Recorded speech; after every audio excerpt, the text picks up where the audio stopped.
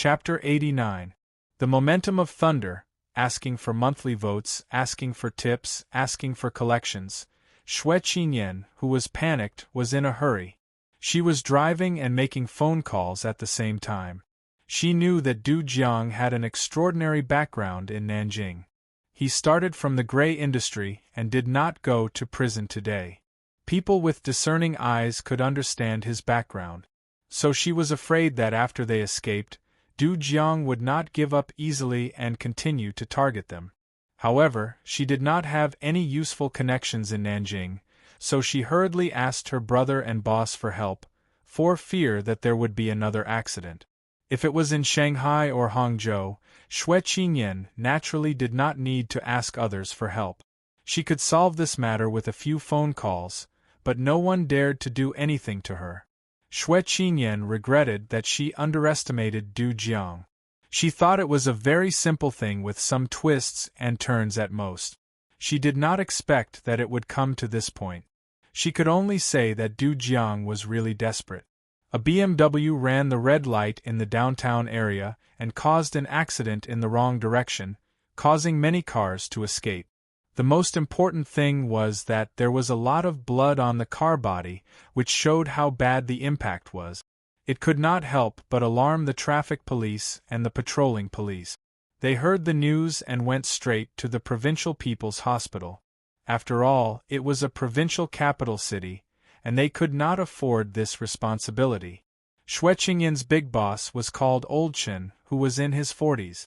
He was almost invisible on weekdays and rarely appeared in the company.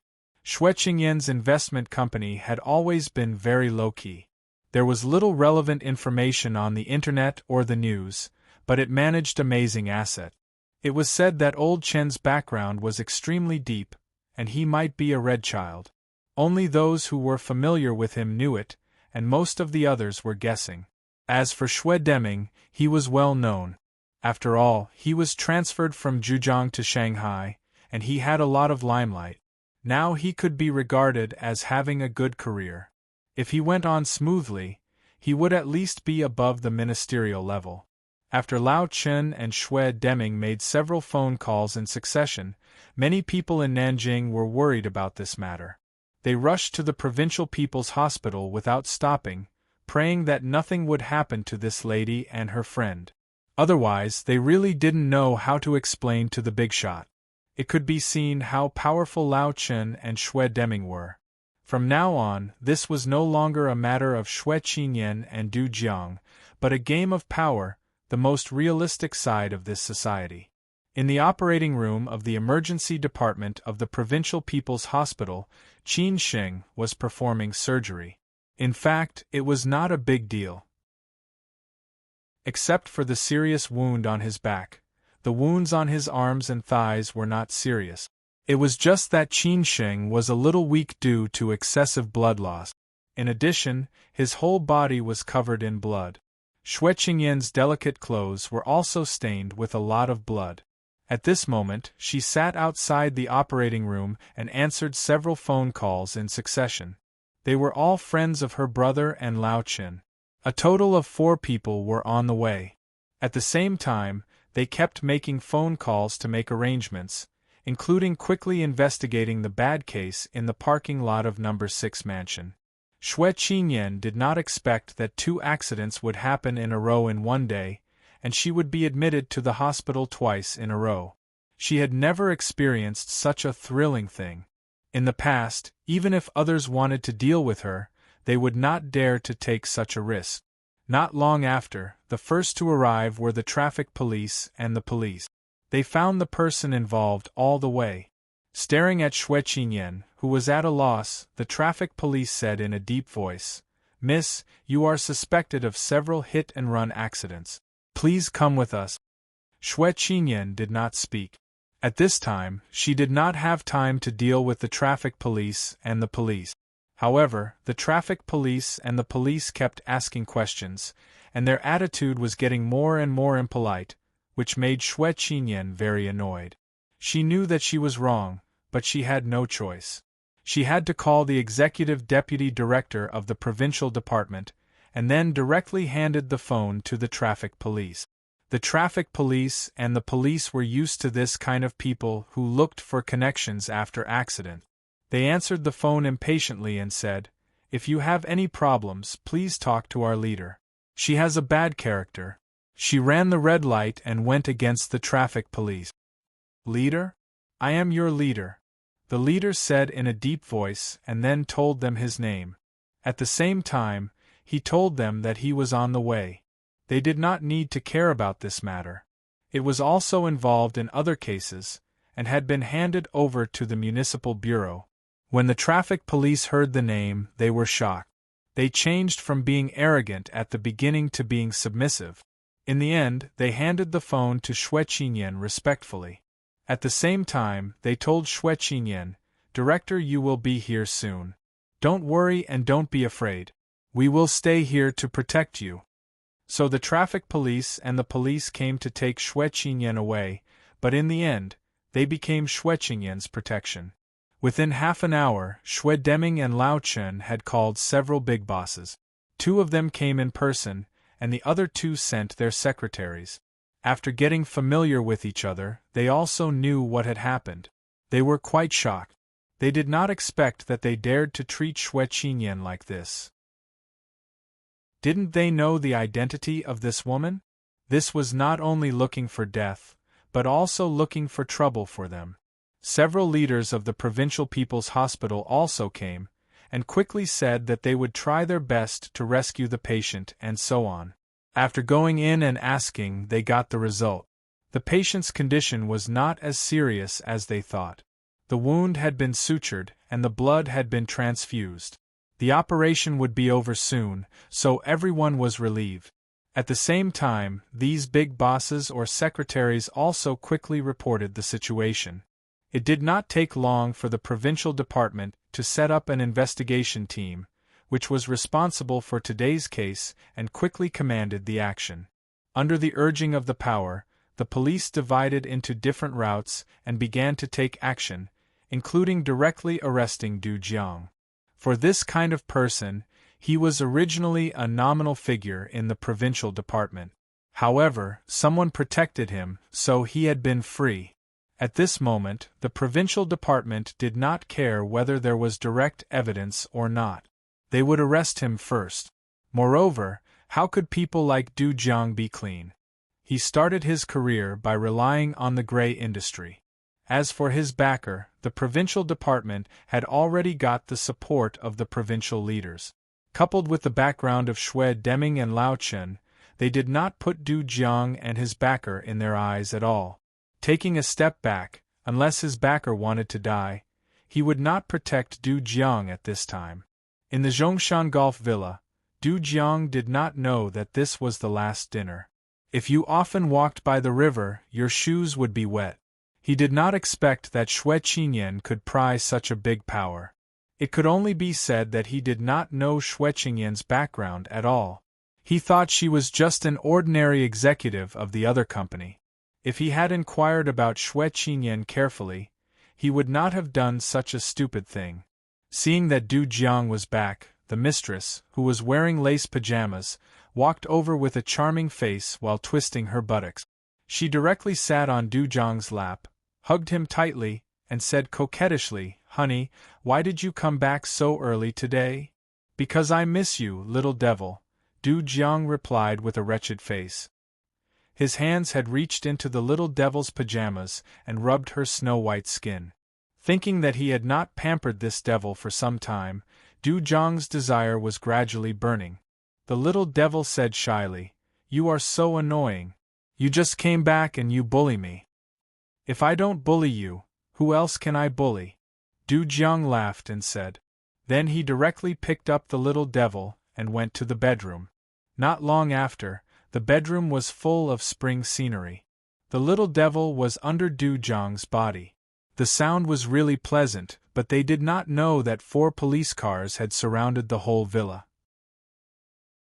A group of armed special police and criminal police rushed directly into the villa and quickly controlled the bodyguards and servants of the whole villa. At the same time, they rushed to the upstairs bedroom. Du Jiang was preparing for the final sprint. There was a bang. The bedroom door was kicked open from the outside. Du Jiang was so scared that he surrendered in an instant. It was estimated that there would be sequelae in the future. When he turned to look at the door, several policemen with guns had rushed into the room and stared at him coldly. "What are you doing?" Du Jiang said angrily. He did not expect that there would be such a big battle. These policemen did not care who you were. This was all an order from above. The person in charge directly waved his hand and said, "Take me away." In this way, Du Jiang tossed around so much, threatened and kidnapped, but he did not expect that Xue Qingyan's revenge was so fierce and direct. She did not talk nonsense with him at all. At the same time, in a club in Gulu district, Song Chu was cleaning up the mess.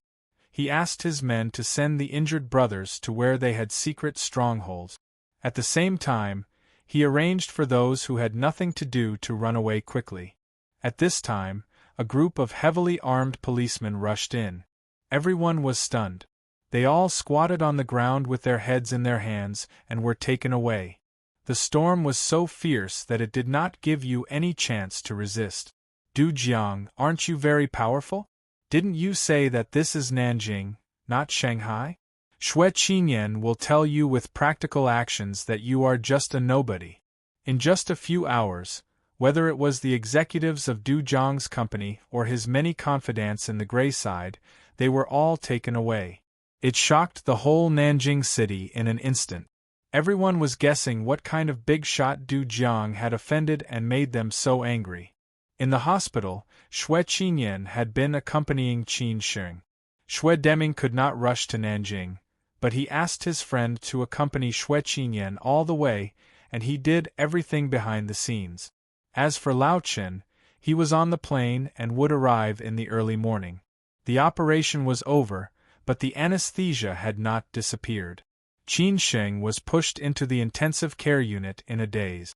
The doctor said that there was no danger to his life, and there was no injury to the vital parts and arteries and so on. Hearing this result, Xue Qingyan breathed a sigh of relief and was finally relieved. Qin Sheng's mobile phone was held by Xue Qingyan. Yu Kefi called. In the afternoon, Qin Sheng asked him for help. At this time, he had found out the detailed information. He was about to tell Qin Sheng, but he did not expect Xue Qingyan to answer the phone. When he was wondering, Xue Qingyan told him that Qin Sheng had an accident and had just finished the operation. Yu Kefi was shocked and quickly drove straight to the Provincial People's Hospital.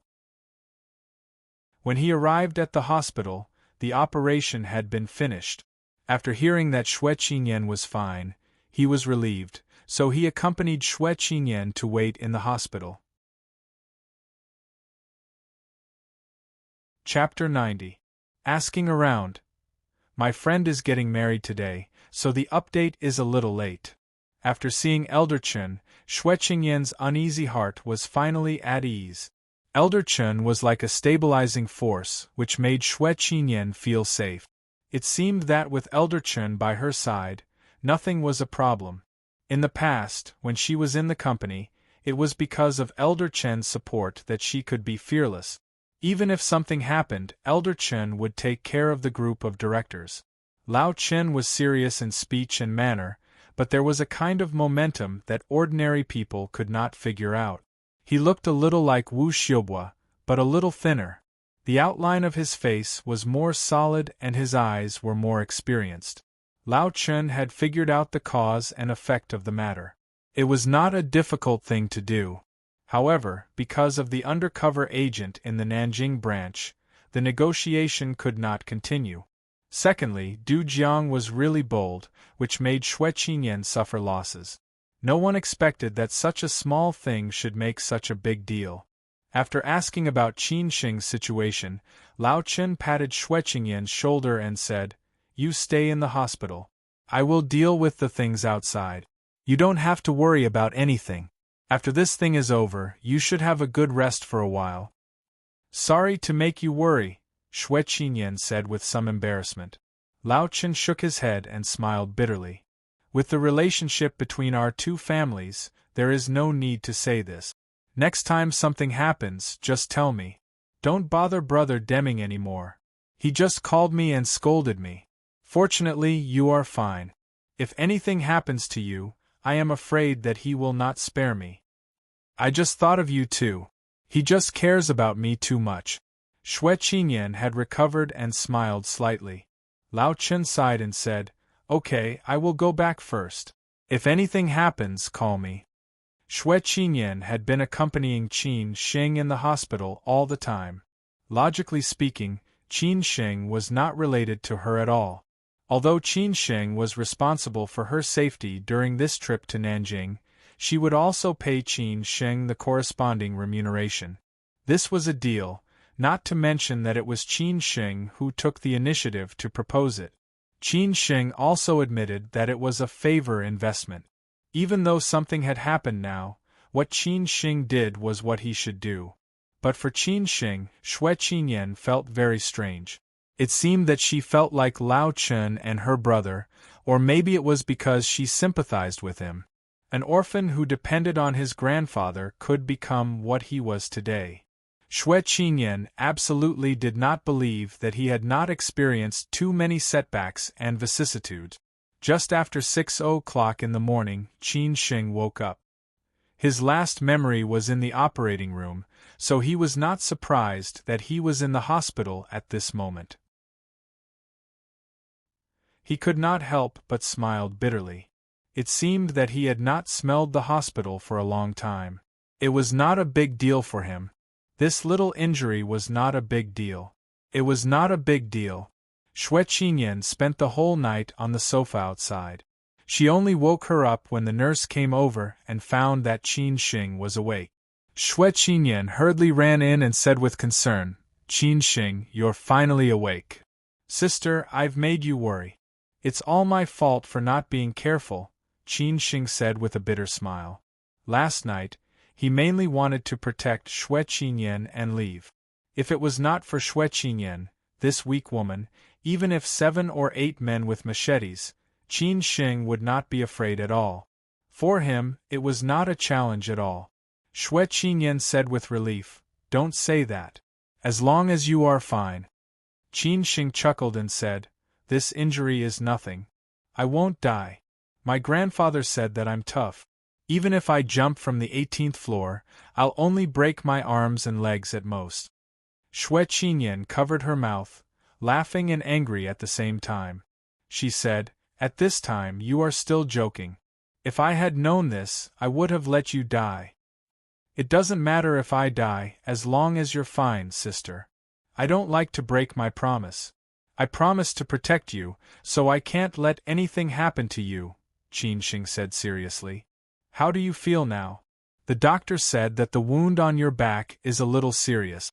You need to stay in the hospital for a week before you can be discharged, Xue Qinyan said. Qin Sheng did not care at all as he said, You don't need to be hospitalized for such a small injury. Believe it or not, I will get out of bed right now and give you a set of Shaolin's 18 Arhat fists. Can you be more serious? Xue Qinyan said angrily. Qin Sheng chuckled as he said, Actually, I just don't want to be hospitalized. I can't stand the smell of the hospital. I'm even more afraid of injections and medicines. Xue Qinyan stared at Qin Sheng and said, I thought you are not afraid of anything. It turns out that you are afraid of something. Qin Sheng curled his lips and said, I am not a god. Of course I am afraid. Anyway, you listen to me. Stay in the hospital for a week before you leave. Otherwise, I won't forgive you, Xue Qinyan warned him seriously. After the joke, Qin Sheng remembered and said, Sister Du Jiang, the bastard, set us up. I must take revenge. When I recover, I will kill him. Although Qin Sheng was not a gentleman, he still had to take revenge for this hatred. Du Jiang. Xue Qinyan snorted and said, You don't have to care about Du Jiang's affairs. His life is over. What's wrong? Qin Sheng frowned and did not understand. After you went to the hospital last night, he has been arrested by the Nanjing police, including his confidants and the gang of thugs who fought last night. He will suffer the following things. He will not be able to get out of prison in this life, Xue Qinyan said, gnashing her teeth. This time she was careless and looked down on Du Jiang. In addition, no one dared to deal with her like this when the business was not good in the past. Oh, that's good, Qin Sheng nodded thoughtfully. Obviously, this was all done by Xue Qinyan, which also let Qin Sheng know Xue Qinyan's power. At 7 o'clock, Yu Kefi came with his fiancée Lu Yi. When they saw Qin Sheng woke up, they were very happy. Finally, there was no accident. Xue Qinyan tossed around all night last night and slept on the sofa for a while. Now she was already tired. Qin Sheng let Xue Qinyan go back to the hotel first, take a bath and have a good sleep. Xue Qinyan insisted on staying, but she could not bear Qin Sheng's entanglement, and finally returned to the hotel. Lu Yi sent Xue Qinyan out on behalf of Qin Sheng. Yu Kefi stared at Qin Sheng and sneered. I told you not to provoke Du Jiang, but you didn't listen. Now look, you are lying in the hospital. I know you are going to make sarcastic remarks. I want to protect my sister. Without her, I will let them go, Qin Sheng said disapprovingly. Yu Kefi said helplessly, don't show off. Be careful in the future. The world is big, but your life is the most important. Others' lives are not as valuable as yours.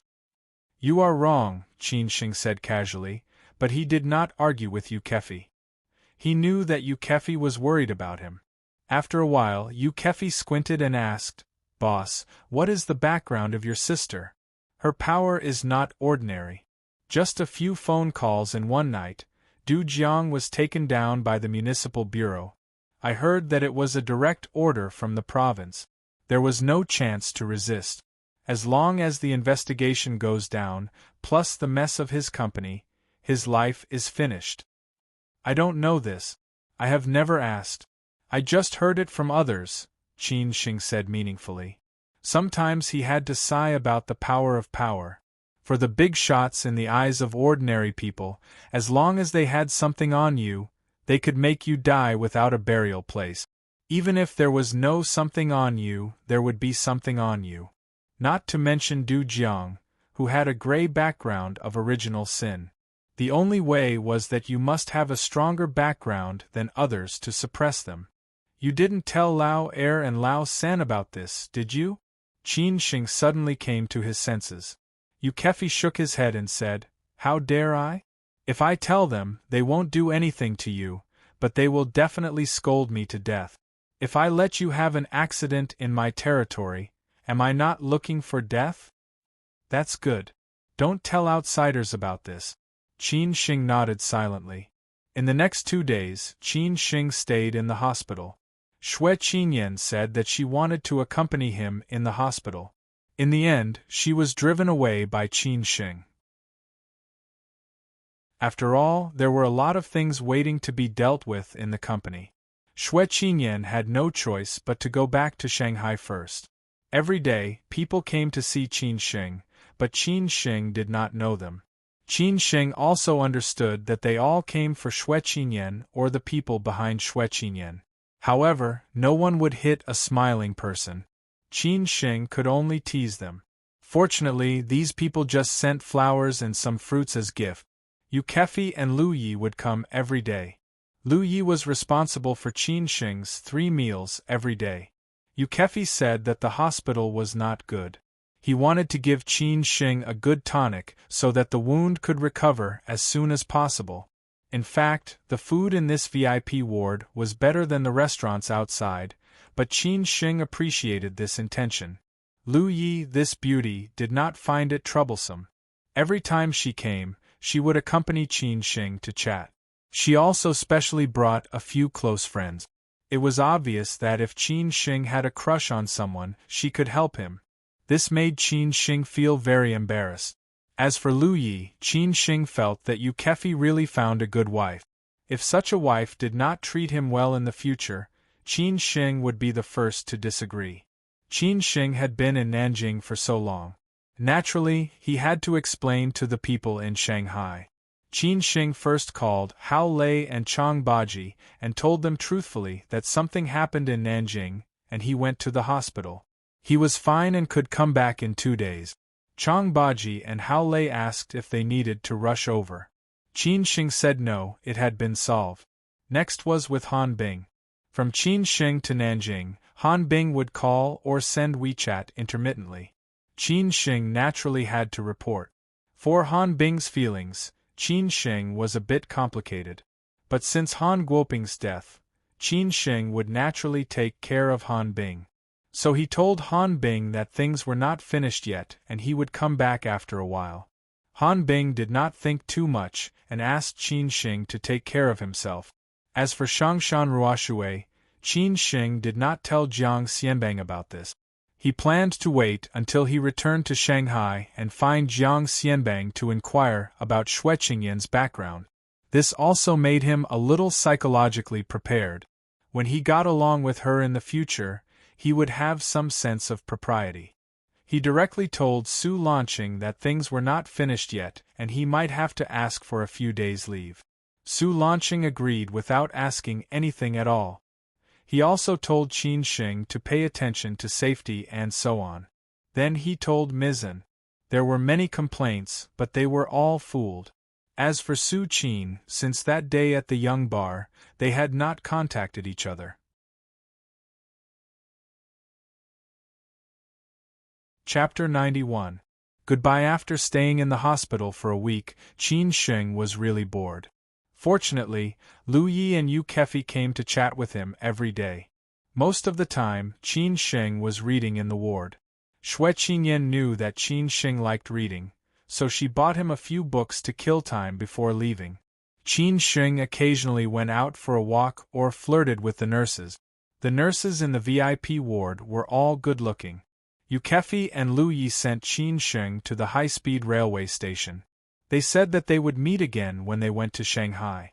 In this way, Qin Shing ended his trip to Nanjing, which was full of twists and turns. Back to Shilin Huayuan, Chang Baji and Hao Lei were not there. Several men lived in the house, but this house was clean. After Qin Shing took a bath and changed his clothes, he went straight back to Shangshan Ruoshui. After leaving for so long, it was time to work hard. A plain life was the most real. He went to Su Lanqing's office first. Su Lanqing did not say anything. When he came out, he met Mizan. Mizan said with a cold face, "You are finally willing to come back. I thought you were going to quit." "Mizan, how can I quit such a good job? Besides, I don't want to leave you." Qin Shing knew that Mizan already had a problem with him, so he quickly flattered her. Mizan put her hands on her waist and said, "Don't be glib. Hurry up and work for me. If you dare to ask for leave again this month, go away." This Mizan was also unique when she scolded people. This was the difference between a young woman and a young girl. There was a kind of temptation in her gestures. After Qin Shing left, Mizan knocked on the door and entered Su Lanqing's office. After reporting the business, Mizan said thoughtfully, "What is the background of this Qin Shing? You just let him go? Why do you ask so much? Just turn a blind eye, as long as he does not cause trouble in Shangshan Ruoshui." Su Lanqing smiled faintly and did not intend to reveal the details of Qin Shing. In the beginning, Mizan was quite interested in Qin Shing. However, Qin Shing would ask for leave every few days, which made Mizan very unhappy. After all, she was the manager of the reception department, and there were so many people watching over her. If Qin Shing behaved like this, the others would definitely complain, which made it difficult for her. Qin Shing walked around twice but did not see Chang Baji. He did not know where this uncle had gone. He went back to the reception department and greeted his old acquaintances. Brother Liu, Tang Wan and Song Siyu were all busy. They asked Qin Shing where he had gone for such a long time. Qin Shing said that he had something to do at home and went home. Ever since Wang Haichao was set up by Qin Shing and Yu Fengji, he had been picking on Qin Shing in every way he could. He even had a heated argument with Yu Fengji. Everyone in the reception department knew about the conflict between the two of them. After seeing Qin Shing, Wang Haichao naturally wanted to mock him. "Qin Shing, Do you really think that Changshan Ruoshui is your home? You can come and go as you please. The time you take to take leave is longer than the time you work. Look at the reception department, which employee is as sloppy as you. If you don't want to work here, get lost. Don't occupy the toilet. Deputy Manager Wang, it seems that you are only the deputy manager of the reception department, not the general manager of Changshan Ruoshui. Then you have no right to ask me to get lost. If you have nowhere to vent your anger, I can teach you a few moves of Wing Chun. You can practice it to strengthen your body. Qin Sheng did not give Wang Haichao any face and directly retorted. Wang Haichao's face was gloomy. Qin Sheng, don't think that I'm afraid of you just because you know a few members. If you want to do well in Changshan Ruoshui, I advise you to keep a low profile. Deputy Manager Wang, you don't have to worry about this. Qin Sheng was too lazy to care about this guy. Did he really think that he came to Changshan Ruoshui to be bullied by him? If you push me too hard, believe it or not, I will ask you to get lost. At this time, Yu Fengji appeared out of nowhere and sneered. Deputy Manager Wang, how impressive. Yu Fengji, it seems that this has nothing to do with you.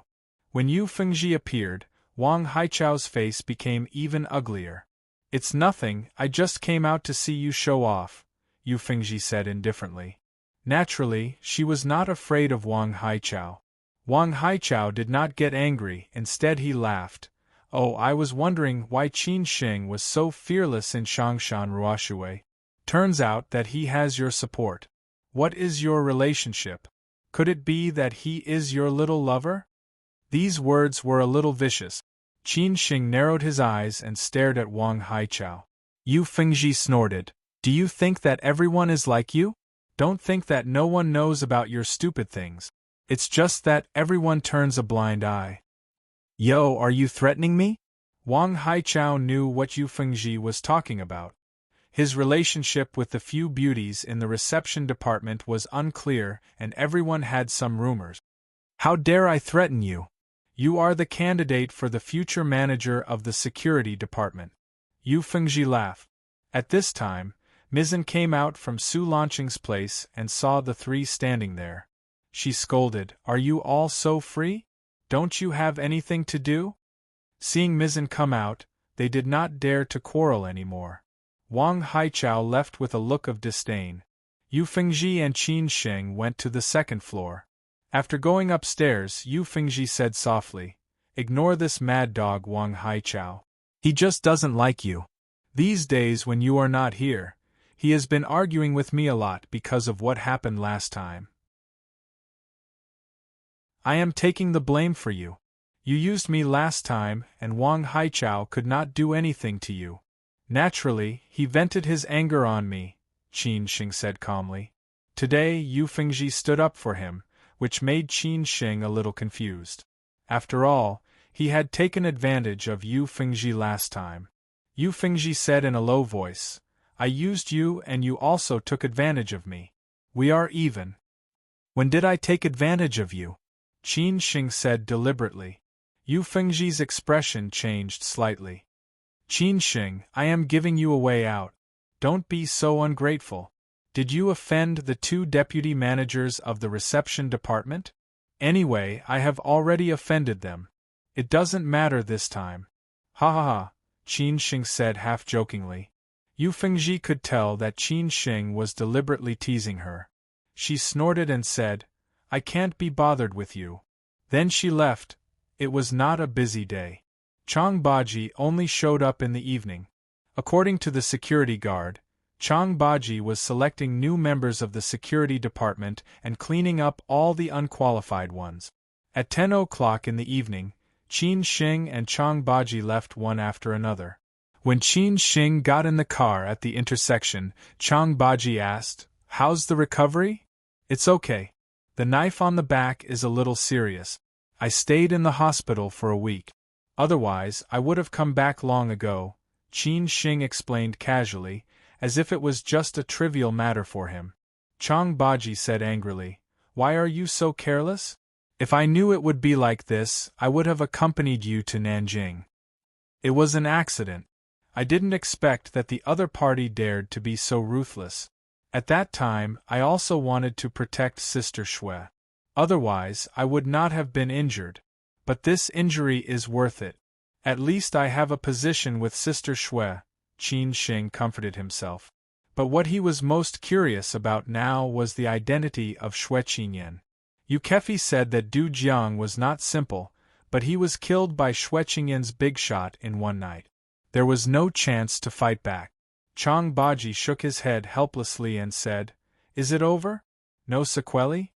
Qin Xing sighed and said, "It was over that night.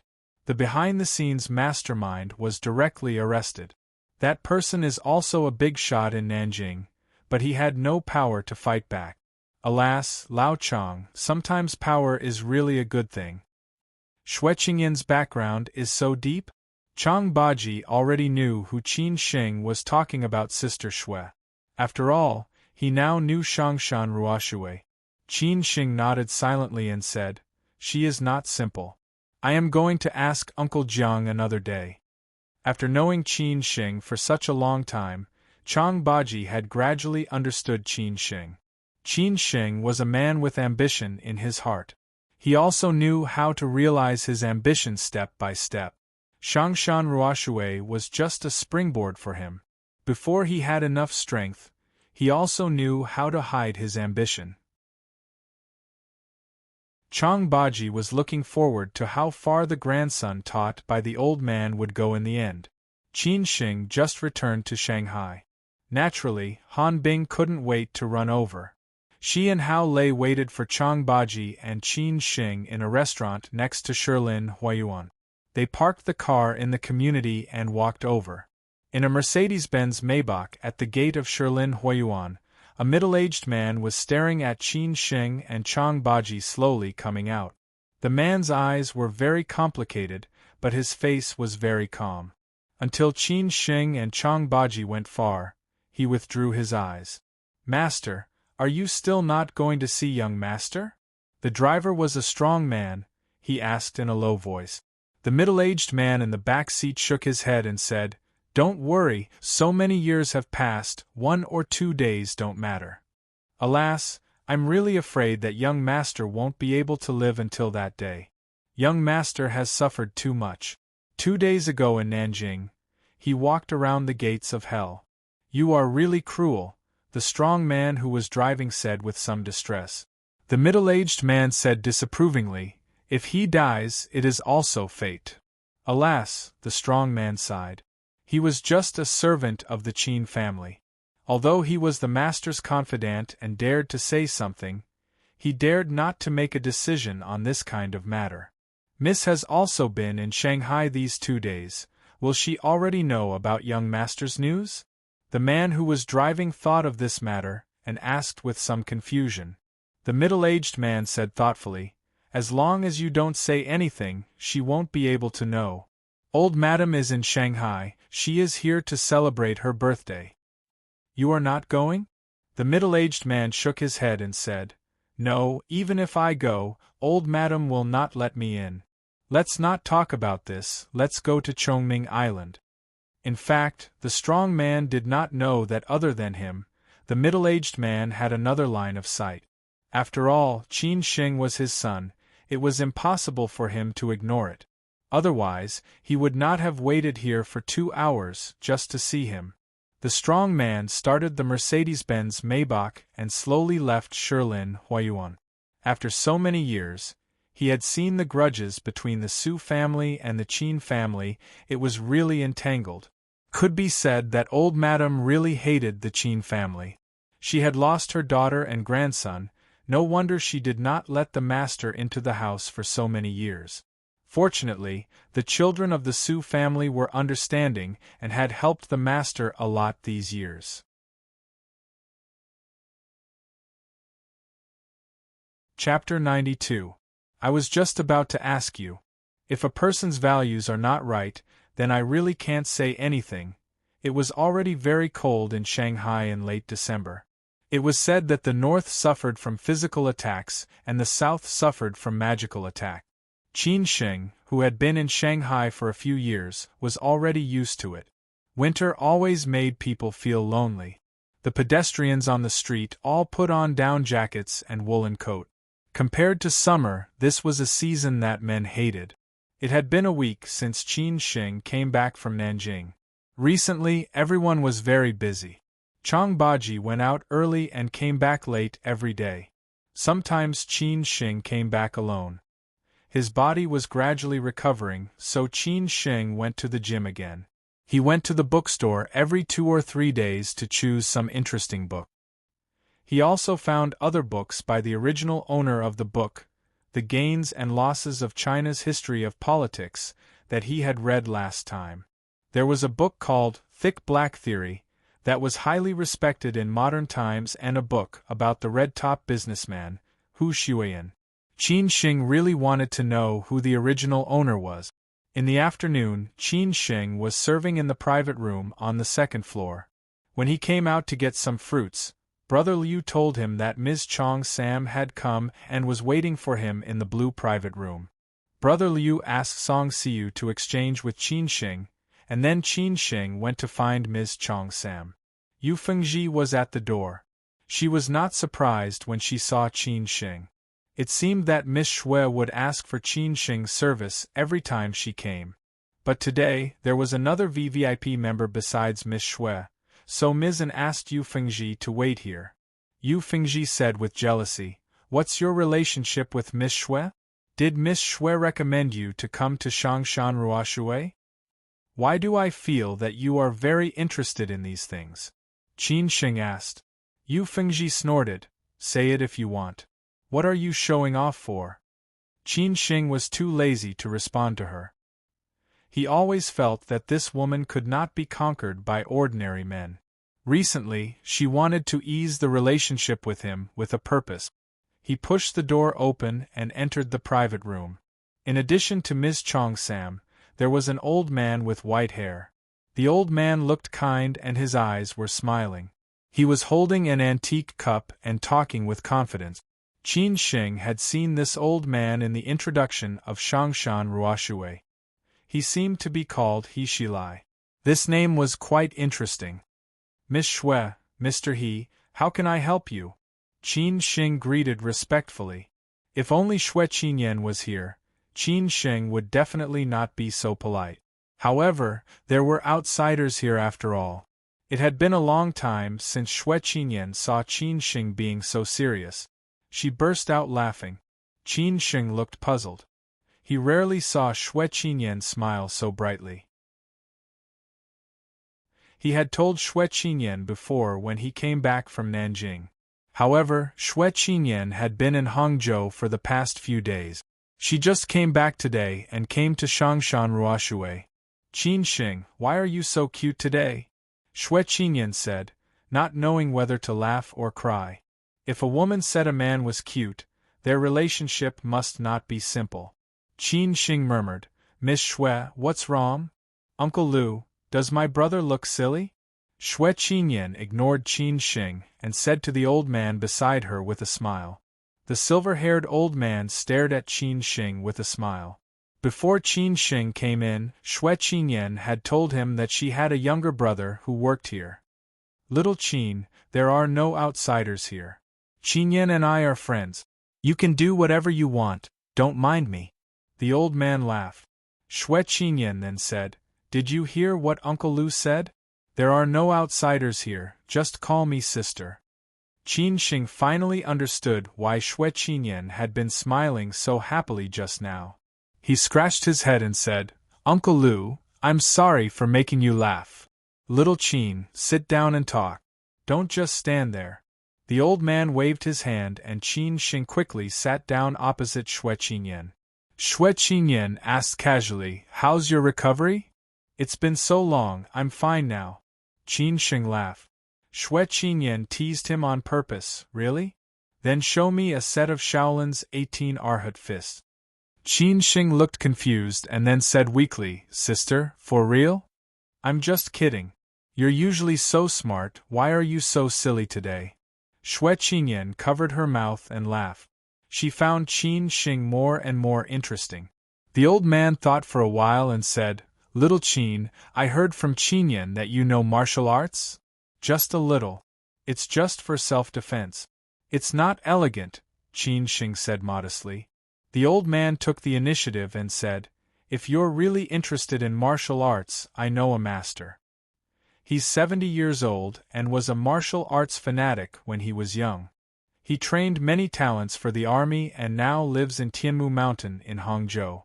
If there's a chance, come to Hangzhou and I'll take you to meet him. If he thinks you're good, you can learn from him. Thank you, Uncle Lu. If there's a chance, I'll pay you a visit in Hangzhou, Qin Shing said politely. Ms. Chong Sam had shown her sibling relationship with Qin Shing on such an occasion. It was obvious that she was helping him. After the incident in Nanjing, Qin Shing felt that Ms. Chong Sam had taken him seriously. Xue Qinyan asked meaningfully, Qin Shing, you've been in Shangshan Ruoshui for 2 months. How do you like it here? It's good. I can learn a lot, Qin Shing said with a smile. I had a chat with old Su just now and asked about your situation. He said that you're working very hard here, and Qing spoke very highly of you. The reception department is currently planning to add another deputy manager. Do you have any thoughts about it? Xue Qinyan said with a smile. The former words were true, but the latter words were half true. This was obviously not Su Lanqing's intention, but she took the initiative to ask Su Lanqing. Su Lanqing said he wanted to ask Jiang Xianbang's opinion, but for Xue Qinyan, Jiang Xianbang would definitely agree. Qin Shing was surprised and replied, Sister, I just came here not long ago. I'm afraid I'm not up to the task. Besides, there are many qualified and capable candidates in the reception department. People strive for higher places, water flows to lower places. You are not planning to stay here for the rest of your life. In this way you can also learn more things. When the time comes you can leave this place, Xue Qinyan said kindly. Obviously, she had already pointed out a bright future for Qin Shing. Qin Shing was deep in thought. The old man said calmly, Qinyan is right. It's good for you to train here. Don't get too involved. Sometimes you can't think too much. I think you're up to the task. I'll talk to old Su later. Since Xue Qinyan and the old man had already said so, Qin Shing thought about it and agreed with them. Jiang Xianbang had asked him to come to Shangshan Ruoshui first to train him. However, Qin Shing was worried that if he was promoted to deputy manager, the others would complain, especially Brother Liu, who had the most experience. Qin Shing was brought up by Brother Liu and they were so close. Sister, I'll listen to you, Qin Shing nodded. That's more like it, Xue Qinyan replied with a smile. She really wanted to train Qin Shing well. She felt that it was a waste of Qin Shing's talent to stay in Shangshan Ruoshui.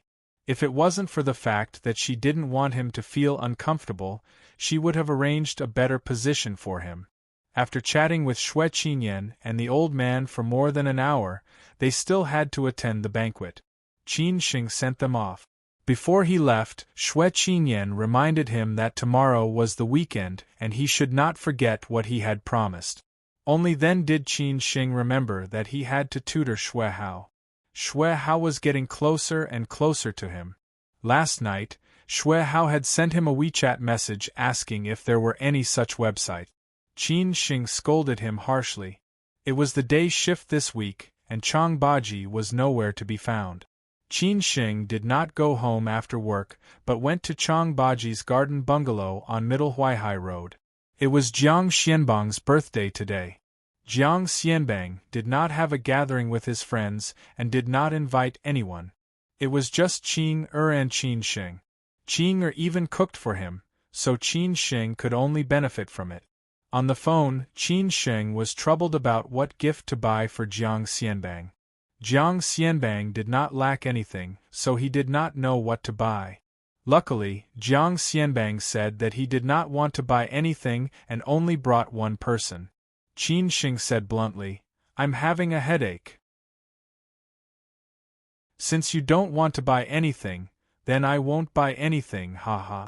Jiang Xianbang was so angry that he scolded Qin Shing.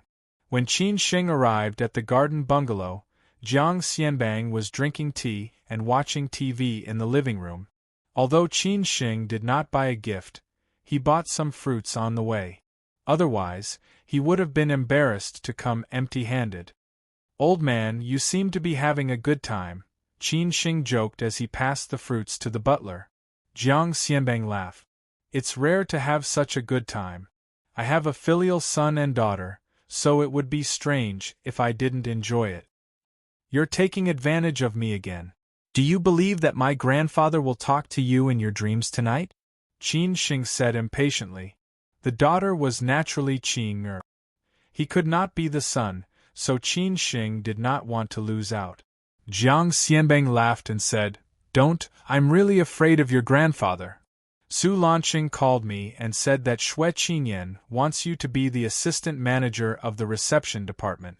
He asked me what I think." Qin Sheng was planning to walk around the kitchen to see how the beautiful Qing Er's cooking was.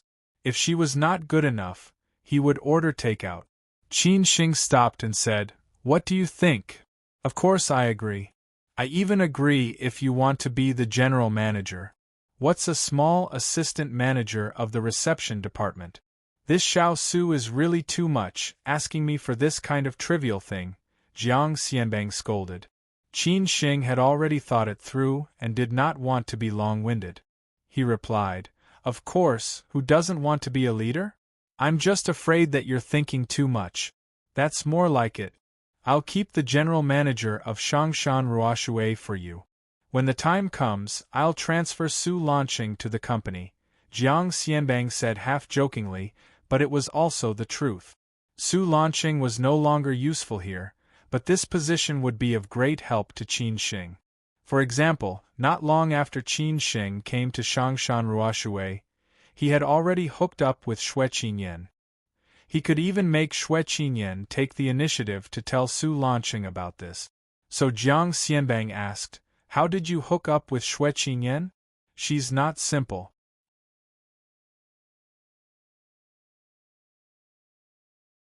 Chapter 93.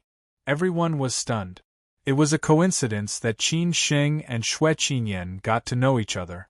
On the first day he arrived at Shangshan Ruoshui, he met Ms. Chongsam, and then he got involved with Xue Hao. Until the end of the trip to Nanjing, they got closer and closer. However, what happened in Nanjing gave Qin Sheng a new understanding of Ms. Chongsam, so he had to figure out these things to ensure that he would not lose his sense of propriety when he got along with Ms. Chongsam in the future. "Xue Qinyan and I have known each other for several years. I have some relationship with her father. We met on various occasions and got along well with each other. When I established Shangshan Ruoshui, she took the initiative to participate," Jiang Xianbang explained slowly. Shangshan Ruoshui involved a lot of his connections and resources. He wanted Qin Sheng to go to Shangshan Ruoshui because he wanted Qin Sheng to inherit his resources. However, how much he could inherit depended on Qin Sheng's ability. After all, these were his resources. If one day he was gone, everyone might not give him face. As for Xue Qingyan's background, it is indeed not simple. Her family is based in Zhejiang. Her father used to be an old leader with a high position. After he retired, he still has a lot of power.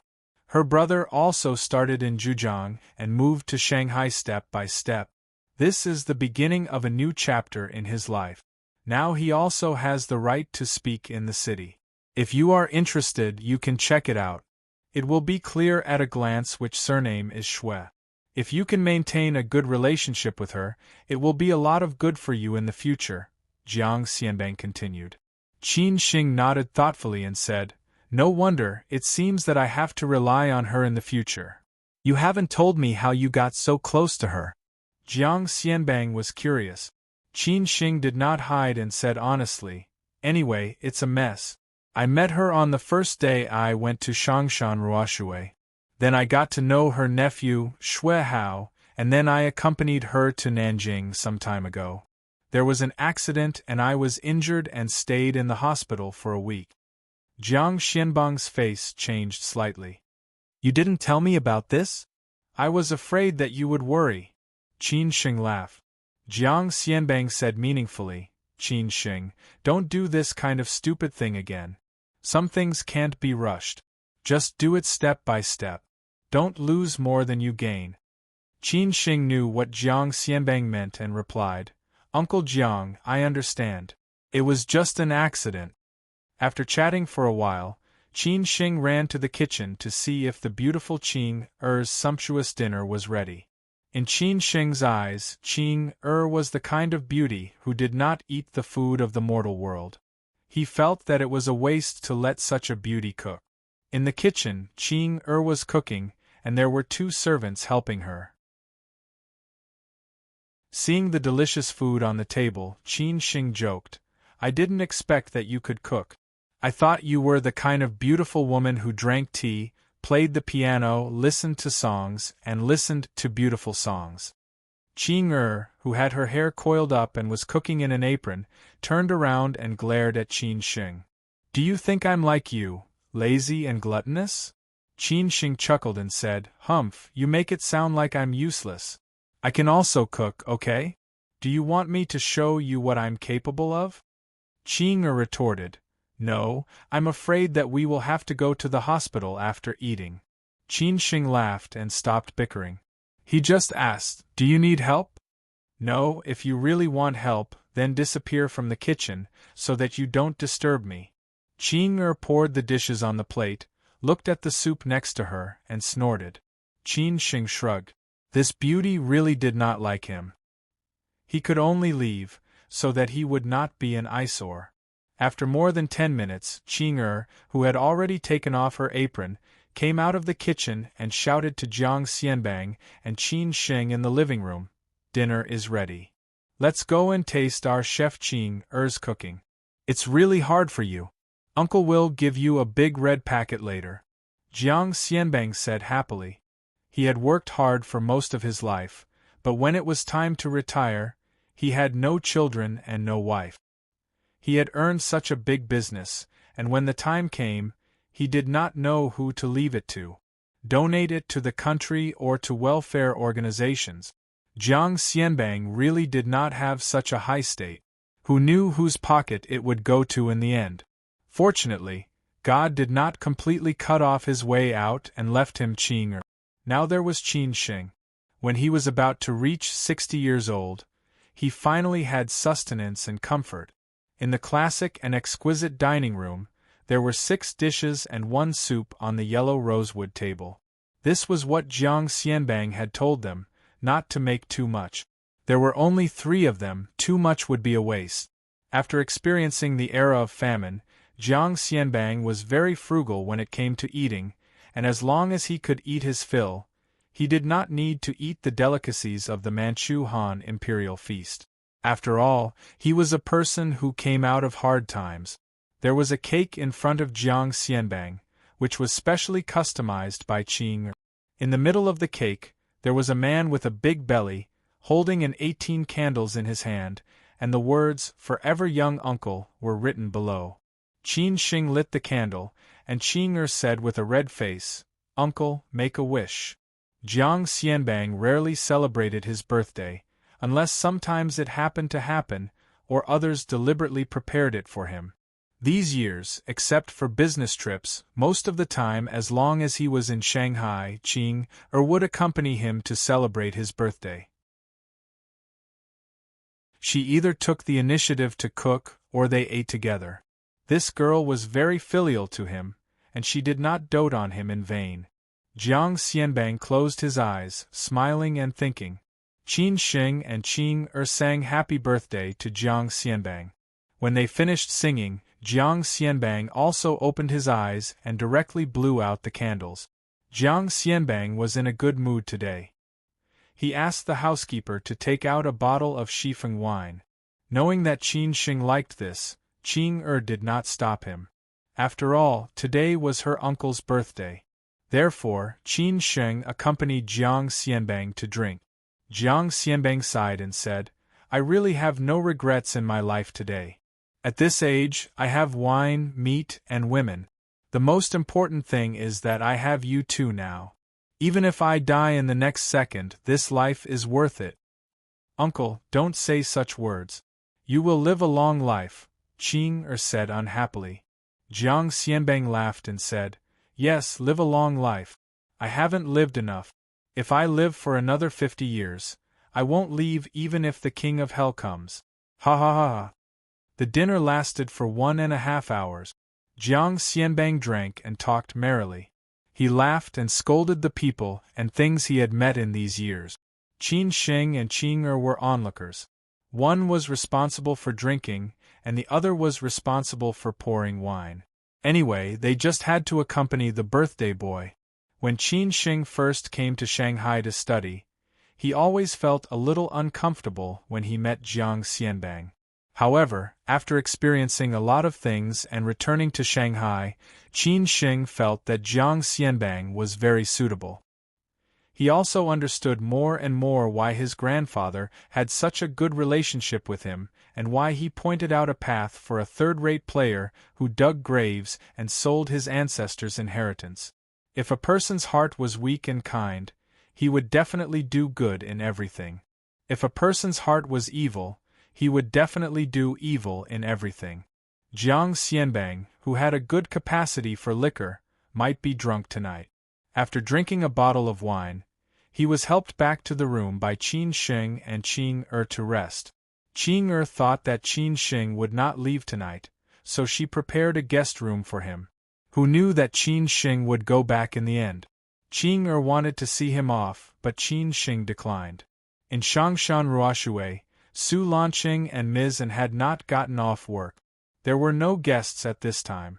Su Lanqing called Mizan into his office and said directly, Mizan, I'm going to add a deputy manager position in the reception department. Mizan was a little surprised. Really? The reception department should add another deputy manager. This way, it can also reduce the pressure of the other two deputy managers. I think Liu Yuan is more suitable. After all, he is the most senior in the reception department. If it wasn't for that incident in the past, he would have been a deputy manager by now. I already have someone in mind, you don't need to recommend him. Su Lanqing waved his hand and interrupted Mizan. Mizan frowned. You already have someone in mind, who is it? Qin Sheng, Jiang Xianbang said slowly. Hearing these two words, Mizan was stunned. From Su Lanqing's attitude and what they expected, she knew that Qin Sheng was not simple. However, she did not expect that Qin Sheng, who had just come to Changshan Ruoshui for less than 2 months, would be promoted to deputy manager. Isn't this a little too rushed? Mizan knew that once the news got out, the security department would be in chaos. No one would be convinced, especially those who had the qualifications to be deputy managers. Su Lanqing shook his head and smiled bitterly. Mizan, some things are not up to me. Do you remember what I said earlier? If you still don't understand, then you are very wrong. I know that Qin Sheng is here to gain experience, but… Mizan gritted her teeth. Su Lanqing interrupted again. No buts. First, tell me if Qin Sheng has the ability to be a deputy manager. Yes, he does. Mizan did not deny Qin Sheng's ability. In 2 months, he had already surpassed those who had been here for 2 years. Only Liu Yuan and a few others could be compared to him. Su Lanqing said firmly, then it's settled. Don't leak any information, I will announce it tomorrow morning. The next morning, at the security department's regular meeting, Su Lanqing rarely appeared. After Mizan finished her speech as usual, she said to a group of people below, Next, Manager Su will announce a new personnel appointment. Qin Sheng, Liu Yuan, Song Xiu, and Tang Wan stood together. Yu Fengji and Wang Haichao stood in front, together with Mizan and Su Lanqing. Everyone was wondering what the new personnel appointment was about. Manager Su had to go to the reception department personally to announce it.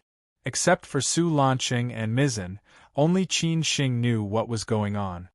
Do you know what's going on? Song Xiu asked Brother Liu in a low voice. After all, Brother Liu often contacted Mizan. Liu Yuan obviously did not know. He shook his head and said, I don't know. Song Xiu looked at Qin Sheng and said, Qin Sheng, do you know? Qin Sheng did not want to be a hypocrite.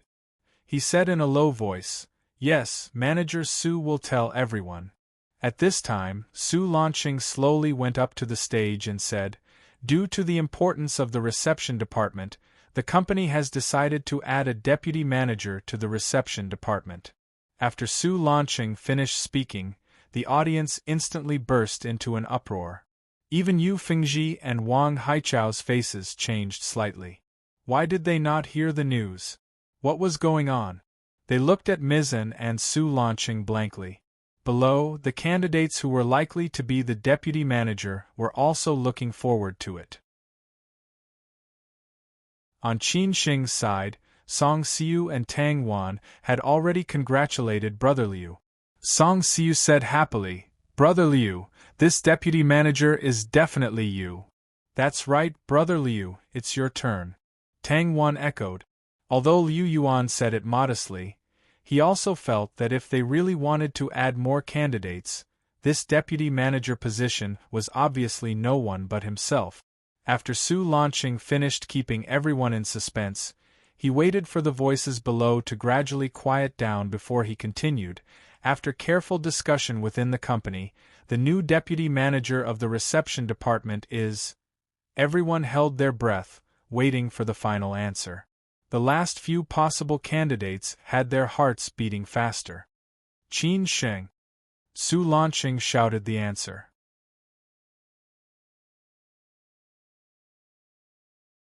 Chapter 94. It's her. I always get the chapter number wrong. I hope you don't mind. If you're free, you can follow the official WeChat account and search for Guanzhong Old Man or Xloran. Qin Sheng became a full-time employee in half a month and a deputy manager in 2 months. He broke all the records in the reception department and made many jealous, especially at this moment. Everyone was still in a daze, thinking that they had heard it wrong. Qin Sheng became a deputy manager after being a full-time employee for just over a month. That was like a rocket. Everyone had thought of all the possible candidates in the reception department, but they had never expected it to be Qin Sheng. At this moment, the faces of the few candidates were especially ugly. Disappointment was written all over their faces, and it was a world of difference from their hopeful expressions just now. The others were also dumbfounded, unable to come back to their senses for a while. Especially Liu Yuan, he was stunned. He could not accept this answer. He thought of all the possibilities, but he did not expect it to be Qin Sheng. How long had Qin Sheng been in the reception department? How could he be the deputy manager? If someone else was chosen, Liu Yuan would not have any complaints. But why was it Qin Sheng? He was the one who brought Qin Sheng up. How was he going to raise his head in the reception department in the future? Qin Sheng knew that after this announcement, he would be the target of public criticism. How was he going to face Liu Yuan? Everyone's reaction was within Ms. Anne's expectations. In order to make things more awkward, she could only clap and say, Let's congratulate Qin Sheng for becoming the new deputy manager of the reception department. I hope everyone will support Manager Qin's work in the future. Qin Sheng becoming the new deputy manager would definitely affect the other 2 deputy managers. Wang Haichao was furious. Qin Sheng had only been in the reception department for a few days. How could he become the deputy manager? How long had he been in the reception department to get to this position? If Su Lanqing did not announce it himself, Wang Haichao would have questioned him. As for Yu Fengji, she was not surprised by the news. She knew that Qin Sheng did not come to Shangshan Ruoshui to be an ordinary attendant. At the same time, she understood that being the deputy manager was just the beginning. He might even become the general manager in the future. What was impossible? Su Lanqing understood everyone's reaction, so he did not let Qin Sheng speak. Otherwise, Qin Sheng would not be able to face everyone. He could only let everyone slowly accept this fact and see what Qin Sheng would do. After the meeting, Su Lanqing left first. Mizzen walked over slowly, patted Qin Shing's shoulder and said, "Work hard, Qin Shing. Your future is not limited to Shangshan Ruoshui." Mizzen had also thought it through. There was nothing that she couldn't think through. Just like when she first met Qin Shing, she felt that Qin Shing did not belong here. Since she had long understood that Qin Shing was here to be gilded, if she was smart, she would cooperate with Qin Shing's work in the future.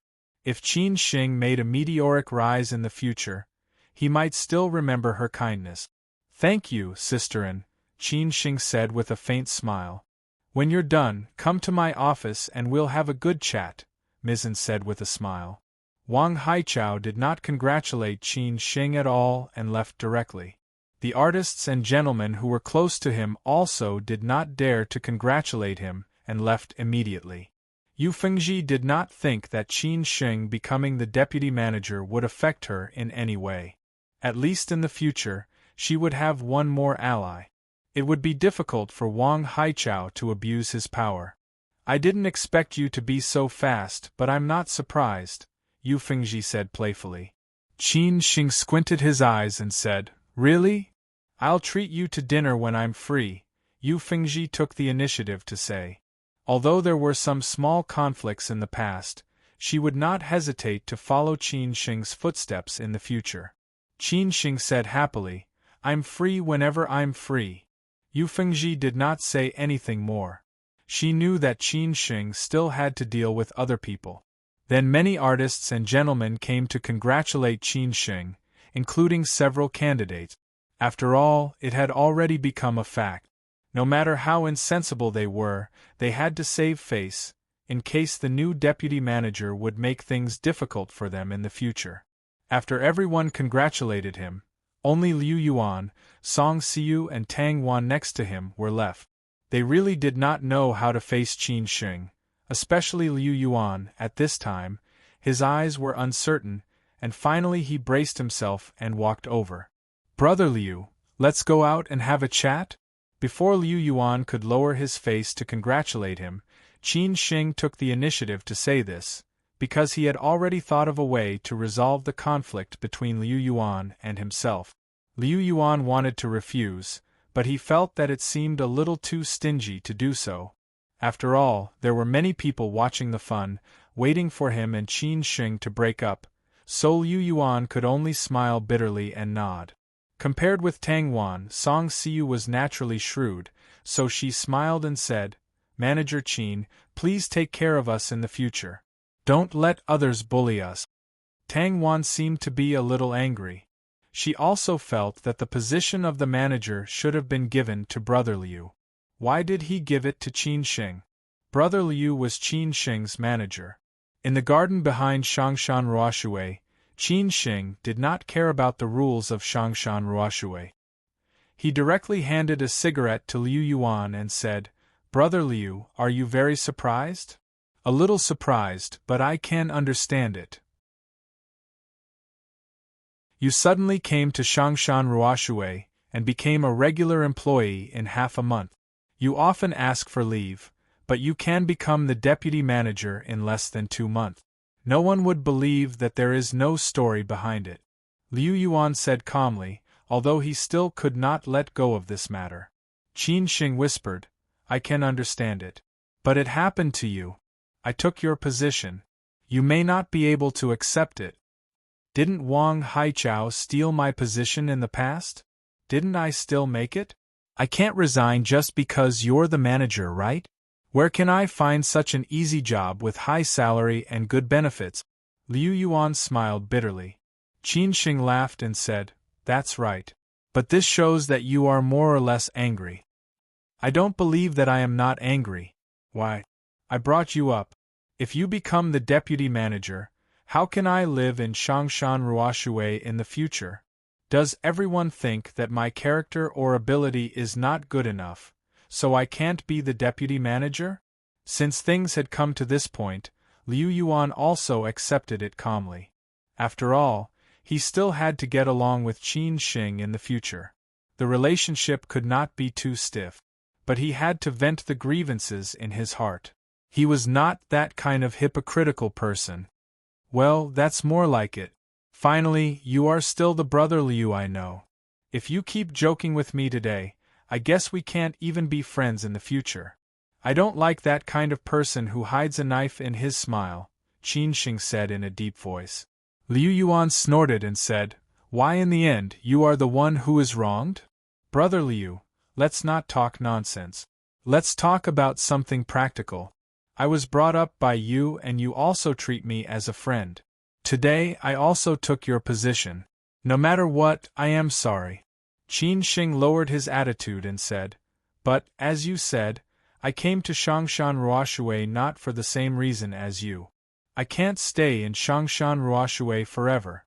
But if there is no accident, I may become the general manager of Shangshan Ruoshui in the future, or I may leave before I become the general manager. But I promise you, whether I am in Shangshan Ruoshui or not, the position of the reception manager is yours. If you are outstanding, it is possible that you can become the deputy general manager. Qin Sheng's words shocked Liu Yuan even more than when Su Lanqing announced that Qin Sheng would become the deputy manager of the reception department. Are you kidding me? Brother Liu said with a slightly agitated expression. Qin Sheng said calmly, Just take it that I am kidding. You will understand after a period of time. Okay, let's not talk about this, go back to work. Qin Sheng pinched out the cigarette butt, patted Liu Yuan on the shoulder and walked back with a smile. As for whether Liu Yuan believed it or not, it was Liu Yuan's business. He could only do this. If Liu Yuan did not believe it and might oppose him in the future, Qin Sheng would naturally take back this promise. Liu Yuan stood still and did not come to his senses. To be honest, he was really doubtful. But Qin Sheng did not have to lie to him. After all, Qin Sheng was not such a person. In Ms. An's office, Ms. An and Qin Sheng had a good talk. It was nothing more than arranging the work of the new deputy manager and building a good relationship with Qin Sheng. She hoped that Qin Sheng would work harder in the future and strive for further progress. In fact, the deputy manager worked harder than ordinary artists. In addition to arranging the work and so on, he had to personally receive some important VIPs and take responsibility if something went wrong. On the first day as the deputy manager, Qin Sheng was somewhat not used to it. After arranging the work, he basically went back and forth. There were no VIP members or VIPs today. Qin Sheng got off work at 5 o'clock. Wang Haichao was in charge at night. After work, Qin Sheng ran to number 1 Zhongliang Ocean View to find Xia Ding. He had not seen Xia Ding for some time and did not know how he was doing recently. Today, Xia Ding suddenly called and said that he was in a bad mood and wanted to drink. So Qin Sheng rushed over after work. After opening the door for Qin Sheng, Xia Ding lay on the sofa with a decadent look and stared at the ceiling blankly. The living room was a mess, with beer bottles and take-out boxes everywhere. Qin Sheng did not know how much he had drunk. What kind of demon are you? Qin Sheng scolded angrily. Xia Ding said weakly, Boss, I am lovelorn. Qin Sheng looked confused, and then laughed and said, What the hell, Xia Ding, are you kidding me? You said you are lovelorn? Why don't you say you want to commit suicide? Since I came back to Shanghai, how many girlfriends do you think you have changed? Did any of them last more than a month? If you want to talk about lovelorn, it should be those girls who are lovelorn. What kind of love are you lovelorn? Boss, are you still human? I said I was lovelorn, but you did not comfort me. You actually mocked me. God, why is my life so bitter? Xia Ding, whose hair was messy, looked up to the sky and sighed. Qin Sheng stopped joking and said seriously, Tell me, what happened? Do you still remember that night when we went to the charity banquet? I said that I had met my true love. I've been chasing after her for so long, but I haven't even managed to get a date with her once. She blacklisted me on WeChat. I can't even enter her eyes. And I also realized that I actually have a strong love rival, Xia Ding said in a daze. Qin Sheng still did not understand and said, You did not even get her. How did you say you were lovelorn? Because I gave up, so I was lovelorn, Xia Ding explained with a sad face. This theory was really King weird. Qin Sheng was shocked. This guy was really King thick-skinned. But after all, he was his good brother. Qin Sheng could only say, "Do you have a photo? Let me see. What kind of great beauty can make a playboy like you fall head over heels for her?" Xia Ding stood up and found his phone. He found the stunning goddess photo, then handed it to Qin Sheng and said, "Here, this is my goddess." Qin Sheng took the phone with a smile and did not care about it. But the moment he saw the photo, Qin Sheng's mind went blank. He was instantly stunned, and he was even more lost than Xia Ding.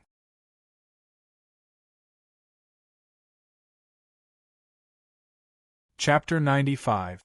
A hot pot. The monthly votes will be doubled these 2 days. Everyone, please vote more.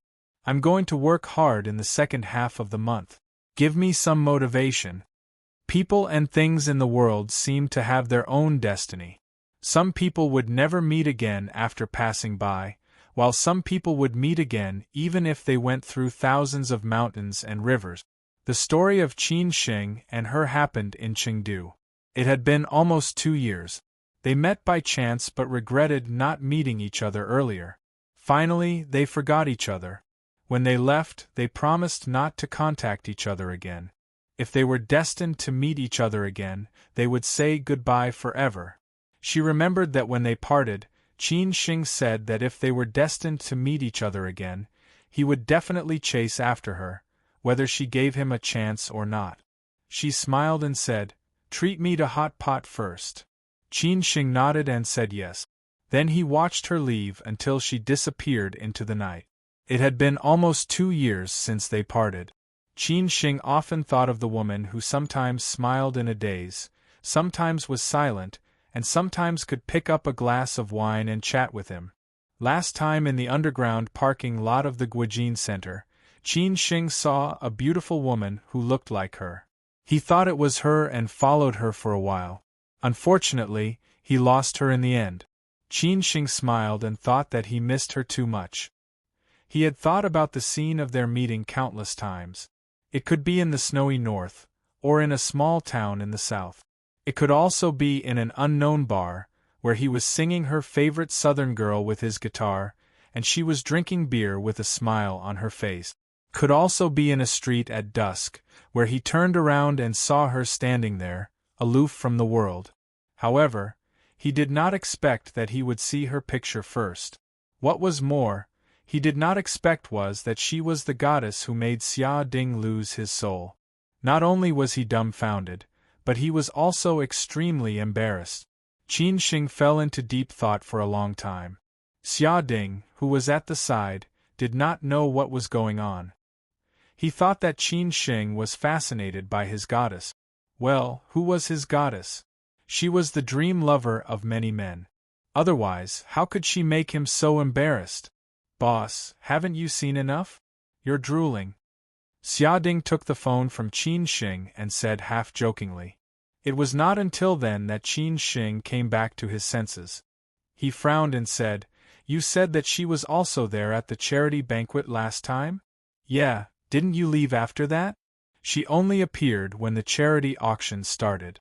Only then did I find out that the charity foundation was set up by her and her friend. My goddess is compassionate, isn't she?" "You're the one who said that the kindest people are beautiful," Xia Ding said proudly. Qin Sheng squinted and said, "Do you know where she lives?" "Of course I know, but I didn't dare to wait for the goddess. I was afraid that she would be disgusted. However, I know where she works. I have an undercover agent in her company. I heard that she has been working overtime every day recently. She should still be in the company now." Xia Ding did not think much and told Qin Sheng directly. Qin Sheng said without hesitation, "Let's go and find her." For a moment, Xia Ding did not understand. His brain was still spinning. He pulled Qin Sheng and said, "Hey, wait. Big brother, what's going on? Why are you more anxious than me? And why are we going to look for her? I have already given up. Go after her, Qin Xing said with a burning gaze. Xia Ding was even more confused. He replied, Big brother, I said I have already given up. You still want me to go after her? I, Xia Ding, am not the kind of person who will do anything for a woman. It's just a woman. I can give up a big tree, but I still have a whole forest. Qin Xing shook his head and said, Not you, I want to go after her. Hearing this, Xia Ding did not react for a moment. He stared at Qin Xing in disbelief and said, Big brother, what did you say? Qin Xing repeated, I said I want to go after her. What the hell, big brother, what's going on? My goddess, you want to go after her? Xia Ding was stunned. He did not understand what was going on. What the hell was going on? Qin Xing just remembered that he was too excited and did not explain to Xia Ding clearly. So he sat down, took a sip of water and said, Do you remember what I told you when I went to Tianshui last time? I remember. One of them was that I left you a woman's phone number and asked you to tell her that you can't get her the hot pot in this life. Qin Xing said, not knowing whether to laugh or cry. Xia Ding looked surprised and said, Big brother, don't tell me that that woman is my goddess? That's the truth. She is your goddess. Qin Xing did not deny it. He then said, Is her name Lin Su from Ningbo? Hearing this answer, Xia Ding directly fainted on the sofa and shouted, F***ck, God, are you kidding me? My goddess is actually boss's woman. Can this be any more ridiculous? F***ck. F***ck. Xia Ding was speechless. Qin Xing scolded angrily, Don't be crazy. Didn't you almost give up? I said so, but I am a little unwilling to give up just like this.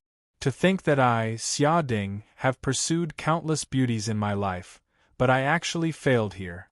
Alas. Xia Ding shook his head and sighed. Qin Xing hesitated for a moment and said, Okay, since you are unwilling to give up, then you continue. I will not look for her. If you get her, I will completely forget what happened in the past. If you give up completely, then I will look for her. Hearing this, Xia Ding quickly stood up and said, How can this be? Big brother, you two know each other first. I was just saying. I already said that I gave up, and I really gave up. She will definitely not like a playboy like me. No matter what I do, she will not take me seriously. All my advantages are **t in front of her. Besides, the rivals in love that I have found so far are too strong. I am not their match at all. You two have a story in the past. She is so important to you. At least you have her in your heart. A gentleman does not snatch the beauty of others. If you can get her, F***ck, then you will definitely be my idol in the future. Qin Xing opened a can of beer and said with a smile, I met her at the most confused time of my life. We regretted not meeting each other earlier. Then we went to many places together. We got along very well, talking about astronomy, geography, culture, and history. There was nothing we did not talk about. But when we meet, we will part. When we parted, we said that we would not take the initiative to contact each other anymore. It would depend on fate. It has been almost 2 years, and we really did not contact each other. Maybe she has already forgotten me. But when we left, I said that if I met her again, I would definitely pursue her, whether she gave me a chance or not. She did not refuse, nor did she agree. She just asked me to treat her to a hot pot meal first. After listening to the story of Qin Xing and his goddess, Xia Ding said thoughtfully, Damn, so that's what happened. Big brother, it seems that after 2 years, you still can't forget her. Qin Xing sighed and said, In these 2 years, I occasionally think of her. After all, a woman who is like a confidant appeared in my life. I can't forget her even if I wanted to. Everyone wants to help each other in difficult times. It is only because we have no other choice that we forget each other. These words touched Xia Ding a little. He said directly, Big brother, don't worry about it. For the sake of your marriage, I, Xia Ding, will definitely do my best. Wait for me here for a while. I will take a shower and change my clothes. Let's go find her now. I have already died on the battlefield. You have to fight for our dormitory 316. Pursuing a woman, Xia Ding made it seem like he was going to sacrifice his life for the country. Qin Sheng really did not know whether to laugh or cry. But he really had to thank Xia Ding. If it were not for this freak combination of factors, Qin Sheng might have missed Lin Su again. Half an hour later, Xia Ding came out after taking a shower and changing his clothes. After contacting the undercover that he bought with a lot of money, he confirmed that the goddess was still in the company. So he drove the Aston Martin straight to Pudong Binjiang Avenue, Pali Square. Big brother, you have reunited with an old friend. Have you thought about how to face the goddess? Xia Ding was more concerned about the scene of Qin Sheng and Lin Su reuniting. Qin Sheng shook his head and said, "Calm down and face it calmly. I didn't think too much. Maybe it's too sudden. Do you need me to help you set up an especially romantic scene? We can't just go upstairs to look for her directly. I reckon we will be directly beaten out by the security guards," Xia Ding said eagerly. Qin Sheng knew that Lin Su had never liked this kind of style. He shook his head and rejected, "No need, I will wait for her downstairs." "Alright, how does she go to work every day?" "Speaking of this, I am also the most convinced. The goddess lives in Lujiazui Central Condominium, next to the Shanghai Science and Technology Museum. It is next to Century Park. Every morning, she will jog for half an hour in the park and then take the bus to Pali Square. It is really green and environmentally friendly." Xia Ding was very impressed. The goddess's work and rest were very regular. Unless she had social engagements or something, she would go to work from 9 to 5 every day. He heard that the goddess's family background was not simple. It seemed like she was the local tyrant in Ningbo. It was really not easy to be so low-key. For Qin Sheng, this was within his expectations, so he was not surprised. "Send me downstairs in a while. I will wait for her downstairs. When the time comes, you can retreat first. We will contact each other later." Qin Sheng thought about it and arranged. Xia Ding said helplessly, "I say, big brother, don't put love before friendship. Are you just going to kick me away like this? At least let me witness a historical moment, okay? Don't talk nonsense, do as I say." Qin Sheng was too lazy to care about him. Okay, whatever you say." 10 minutes later, the Aston Martin stopped beside Pali Square. Xia Ding had already told Qin Sheng which building it was. Qin Sheng slowly walked to Block C of Pali Square. At this time, Pali Square was brightly lit. Many companies were working overtime. Qin Sheng sat on the bench on the lawn downstairs and waited. When he finished smoking 4 cigarettes, the woman that he had been thinking about day and night finally came out. Next to her were probably a few colleagues from the company. 2 years had passed, but she didn't seem to have changed at all. She was still the same as before. The cold wind blew her hair. Perhaps she felt a little cold, but she tightened her coat with a slight frown and tied the gray scarf she had knitted herself. Her colleagues beside her were talking and laughing, but she just smiled and said nothing. At this time, Qin Sheng was very excited. His heart began to beat faster. He did not know how long it had been since he had this feeling. It was like the first time he lied, the first time he confessed, the first time he went on stage to receive an award. He let out a long breath and gathered his courage. When the woman was about to walk next to him, he finally stood up and blocked their way.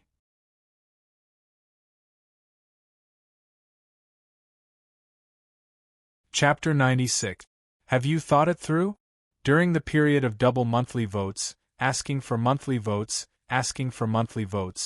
I always believe that we will meet again. Just like the fish belongs to the sea, the mountain welcomes the cool breeze, and the wanderer returns to his hometown. Although I don't know when it will be, I just believe that we will meet again. See, the day I have been waiting for has finally come. This poem expressed Qin Shing's feelings at the moment. From the initial excitement, to the calmness after standing in front of her, to the familiar smile on her face, Qin Shing finally returned to normal. Du Fu said, "Sick and alone often lead to loneliness. Meeting an old friend is not at ease." At the beginning, Qin Shing was also afraid that he was not at ease enough. But after seeing her, this worry had disappeared. Just like when they first met, she said that meeting him for the first time was like returning an old friend. Now that they met again, it was needless to say that their feelings were even deeper. Lin Su did not have much spare time. Apart from work, she spent most of her time alone. She did not like crowds or social gatherings. Recently, she had been working overtime, basically leaving early and returning late. She was already used to this kind of life. Lin Su had a very harmonious relationship with the company's employees. Whether it was the management or the ordinary employees, they all liked her very much. Every day, they worked overtime together, got off work together, and waited for the bus together. At this moment, there were 3 women and 2 men coming out with Lin Su. Everyone was shocked by the sudden appearance of this uninvited guest. After hearing this extremely funny sentence, someone had already covered her mouth and giggled, as if she had heard a big joke. They had never seen this man in front of them, but they were sure that he was another new cannon fodder in the vast army of pursuers of Boss Lin. Everyone was already used to this.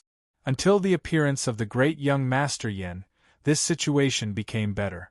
After all, there were not many people in Shanghai who dared to offend the great young Master Yin. Everyone knew that the great young Master Yin and Boss Lin seemed to have an engagement.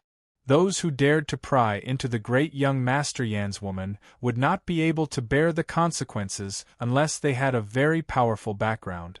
However, in the past, those pursuers were either hedonistic sons or young masters. Even if they were financial tycoons or wealthy husbands, when they were pursuing Boss Lin, they would be extravagant or rather romantic. Who would directly stop Boss Lin and say, "Beauty, can I treat you to a hot pot meal? Is this a joke?" When Qin Shing suddenly appeared, Lin Su was also startled. However, when she saw the appearance of the man in front of her clearly, she was slightly absent-minded. Then, a brilliant smile blossomed on her face in an instant. She opened her mouth and said, "Okay, I want to eat the most authentic Chengdu hot pot. Garlic, sesame oil, medium spicy." As soon as Lin Su said this, the other employees who wanted to see a joke were instantly stunned. What was going on? In the past, didn't Boss Lin reject these kinds of pursuers directly? Some time ago, there was a young master who drove an Aston Martin who waited for Boss Lin after work every day. In the end, he died without a trace and disappeared without a trace in the past 2 days. Today, this poor loser who was not handsome and looked poor, how did he win Boss Lin's heart? Was Boss Lin sick? "Long time no see," Qin Shing said faintly, as if he had met an old friend. This sentence was the simplest and most truthful. Lin Su blinked her deep eyes and said, "I'm a little surprised. Every time you appear like this, it's like a sunny day a second ago and a torrential downpour the next second. It's always so unexpected." "Isn't it a surprise?" Qin Shing said half-jokingly. Lin Su teased, "It's more like a shock." The few employees finally understood. It turned out that this man in front of them was Boss Lin's friend. No wonder Boss Lin agreed. No matter how insensible they were, they also knew it was time to leave. So, they said in unison, "Boss Lin, then we'll leave first." "Okay, see you tomorrow." Lin Su smiled and nodded. After Lin Su's colleagues left, Qin Shing took the initiative and said, "Go to eat hot pot? Let's take a walk first." "Tonight's night is not bad, although a little cold," Lin Su said casually. Pali Plaza was next to the Huangpu River. The two of them walked to the Huangpu River at a steady pace, like a couple taking a walk after work. Unfortunately, they were not a good match.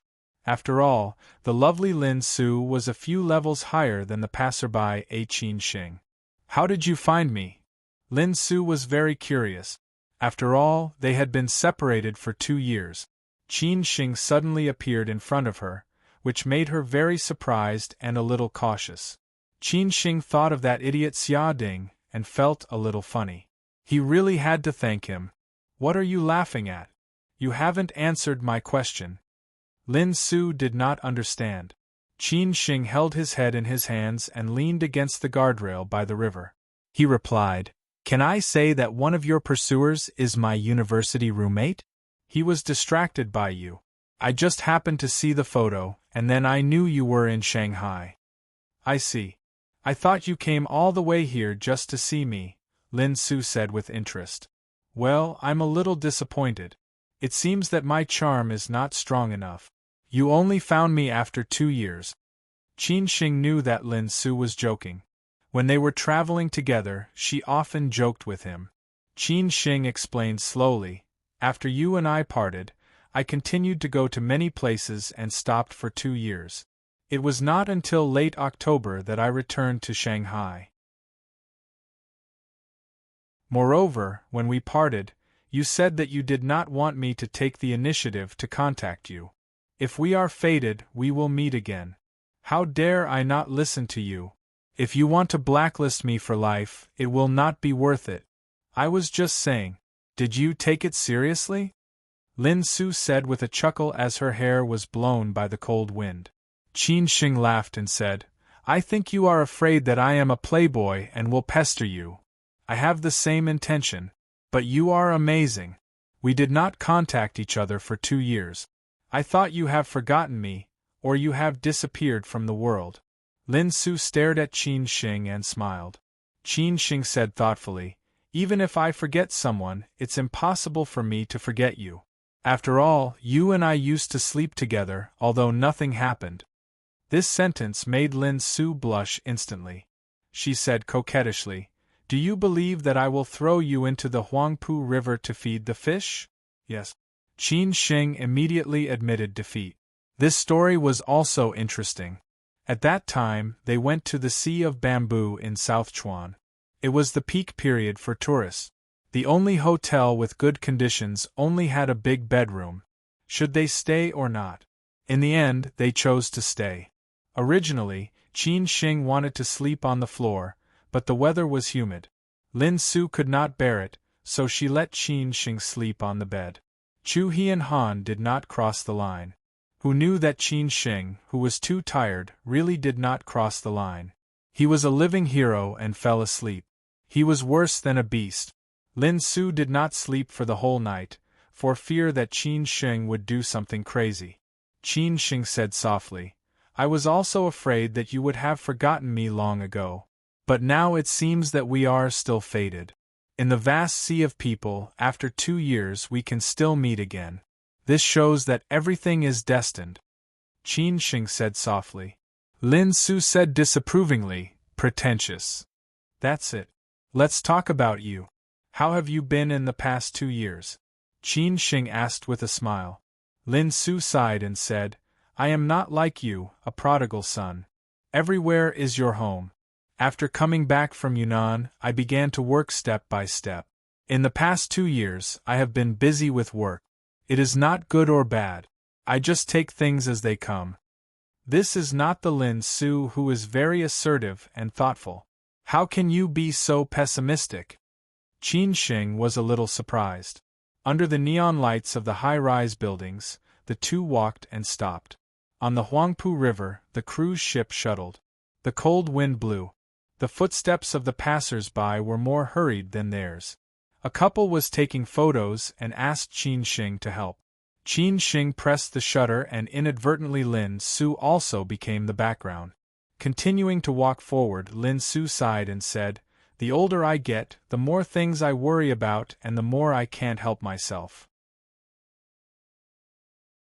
Sometimes I also want to leave everything and wander the world like you, but I can't make up my mind and find the courage." "Me? Don't learn from me. If a man is like me 2 years ago, he is definitely unreliable. A man can't be greedy for comfort and enjoyment when he is young and not fight for it. When he is 30 and wants to face difficulties, he will have even less courage and strength. Basically, he will be set in stone for the rest of his life, Qin Shing said in a neither hurried nor slow manner. Lin Su turned to look at Qin Shing and said, "So you mean you don't want to go on?" "No, I will be abandoned by life if I go on," Qin Shing shook his head and replied. Lin Su said meaningfully, "You will stay in Shanghai in the future?" "Yes, I will stay in Shanghai. Moreover, I met you again today. I can't leave even if I want to," Qin Shing said half-jokingly. Lin Su stared at Qin Shing fiercely. She did not know why she had not seen Qin Shing for 2 years. Seeing Qin Shing again seemed to have no barriers. Just like 2 years ago, she said everything and had no scruples. "Lin Su, are you married?" Qin Shing, who was walking in front, suddenly stopped and asked with some uneasiness. Although he guessed that she might not be married, he still felt uneasy without a definite answer. Lin Su was a little absent-minded and then laughed out loud. "Why are you suddenly so serious?" "I am a little not used to it."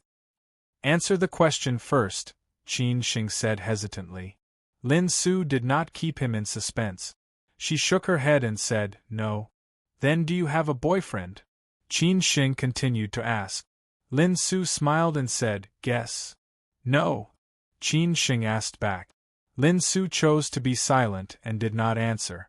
However, this also gave Qin Shing an answer. Qin Shing suddenly came to his senses. Why did he seem like an idiot? Lin Su was definitely not married and did not have a boyfriend. Otherwise, Xia Ding would spend so much effort to chase after her. With Xia Ding's ability, how could he not know this information? "Don't tell me that you want to chase after me?" Lin Su thought of what Qin Shing said when they parted. She suddenly understood and said dumbfoundedly. Qin Shing did not deny it. He nodded heavily and said, "Yes, from today onwards I will chase after you. This is the promise we made when we parted. Naturally, I will not go back on my words." They had not met for a long time, and they had not even been together for an hour. Qin Shing said such words. It was indeed not careful enough. However, Lin Su also knew what kind of person Qin Shing was.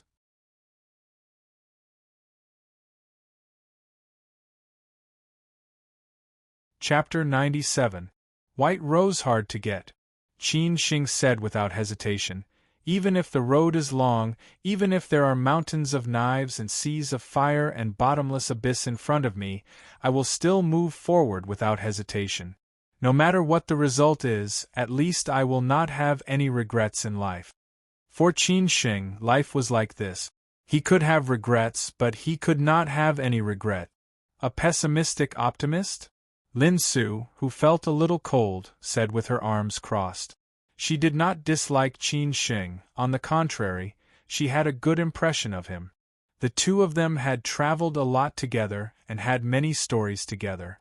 However, Lin Su did not want to make do with love and marriage, nor did she want to reject Qin Shing, so she gave him a chance. Qin Shing laughed at himself and said, "Whether I can get you or not, I have to try." "Well, since you said so, at least let me know about you first," Lin Su said with interest. She had been resisting the marriage arranged by her family. Maybe she was waiting for the man she liked to appear. Qin Shing was silent for a while, thinking about how to introduce himself. After all, the two of them did not ask anything about each other at that time. It seemed that they had reached a tacit understanding. "I grew up in Xi'an, and my grandfather and I depended on each other. I graduated from Fudan University in Shanghai and fell in love once. Before I graduated, my grandfather passed away. I started traveling for more than 2 years and returned to Shanghai in late October. Now I am the assistant manager of the reception department of a private club. As for the rest, you will get to know them slowly in the future." Qin Shing tried to use the simplest words to summarize the first half of his life. Lin Su stepped on the grids on the ground and walked forward. "Your family background is average, your job is average, your looks are average, and your education is passable. Compared to others, you have no advantage at all. Do you know what your rivals in love are like? In this secular and flashy society, if love and marriage can be built according to what you have said, then human beings do not need love at all. As for my rivals in love, first of all, I have to praise them for their foresight. Secondly, it shows that you are more charming. Lastly, a general success comes at the cost of tens of thousands of bones. I will carry forward the spirit of becoming braver the more I fight, or of refusing to admit defeat despite repeated defeats. I will strive to complete the long march. I hope I am not someone's cannon fodder, Qin Shing said with great enthusiasm. At least there was no problem with this momentum. Lin Su was amused by Qin Shing's serious look. What she said before was just a joke. She hoped that her love or marriage was married to love, not reality. That was why she was so against the current situation.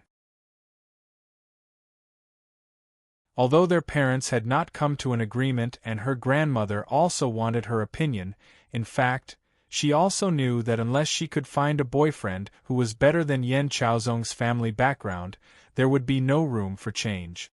His courage is commendable, Lin Su commented. However, she was not an inexperienced little girl. Any man would say the same thing when they did not get what they wanted. Perhaps, after a series of setbacks, they might just give up. In the past, many pursuers had ended up like this. You're right. Qin Shing stared at Lin Su with a playful look and said, After all, we are old friends. Can you give me some information and let me cut the queue? What do you want to know? Lin Su asked with bad intentions. Qin Shing said casually, Hobbies? I'm a workaholic and I like quiet. I love reading and listening to music. I travel alone occasionally. I run every morning and I play tennis or go shopping with a few friends on weekends. I like single white roses the most, Lin Su said very generously. Qin Shing smiled with satisfaction and said, Got it. Let's go eat hot pot. After chatting for so long, Qin Shing felt that it was time to stop, otherwise Lin Su might be a little disgusted. No, it's too late. I usually don't eat at night, Lin Su declined politely. Qin Shing frowned slightly and felt a little embarrassed. This was really a bad start. Tomorrow I get off work early. You decide the place. You owe me a hot pot, I can't let you go back, Lin Su said with a faint smile when she saw Qin Shing's expression. What a roller coaster ride. Qin Shing smiled awkwardly and said, Okay, I'll listen to you. I'll send you back, take the bus? You even know this? Lin Su squinted and asked suspiciously. Qin Shing laughed and said, Don't forget, my college roommate used to pursue you. I really want to know who he is. Lin Su asked curiously. Qin Shing deliberately kept her in suspense and said, You'll know when you see him in the future. Lin Su knew where to take the bus. She took Qin Shing to the bus stop and did not refuse him to send her back. So Qin Shing was now ahead of many competitors. If a woman was willing to let a man send her back, it meant that she had a good impression of this man. If she said at the door, Don't you want to go up and sit for a while or go up to drink a cup of water? She would probably agree. However, when Qin Shing sent Lin Su to the gate of the community, he did not hear this sentence. Obviously, it was impossible. Before leaving, Qin Shing asked Lin Su, Is it the same phone number as before? Lin Su looked back and smiled. Try it and you'll know. It was said that love was the spice of life. Without love, life would be dull and tasteless. Qin Shing did not know if he could accept this love. However, he would try his best. After all, he could not miss the chance to meet someone he liked. Qin Shing did not know if he could accept this love. However, he would try his best. He called Xia Ding and told him that he was at the gate of Lujiazui Central Apartment and asked him to pick him up. Xia Ding shouted directly and rushed over. After seeing Qin Shing, Xia Ding asked impatiently, Boss, what's going on? Don't tell me that you've already won my goddess? Qin Shing stared at Xia Ding and said, What's going on in your head every day? You're just sending her home. Damn it, I can't accept it. I've chased after her for so long, but she doesn't even give me face. You can actually send her home. Tell me honestly, did something unknown happen between you two before? Xia Ding's heart was bleeding. He was really envious and jealous. Qin Xing shrugged and said, "You'll know in the future." Qin Xing suddenly thought of something and then asked, "By the way, do you know if there's a flower shop near Lujiazui? What's the earliest time it opens?" Xia Ding did not understand and said, "Why are you asking this? It's to send flowers to the goddess. Isn't that too low? Do you want me to teach you a few tricks? I've thought of a lot of ways." "Don't talk nonsense, tell me first," Qin Xing said impatiently. Therefore, Xia Ding thought for a while and made a few more phone calls. He especially asked around Poly Square. Finally, he found a flower shop that opened at 7:30 every morning. It was not far from Poly Square, just a few minutes' walk. Qin Xing asked Xia Ding to send him back. Along the way, Qin Xing hummed a tune. Since returning to Shanghai, it was rare for him to be in such a mood.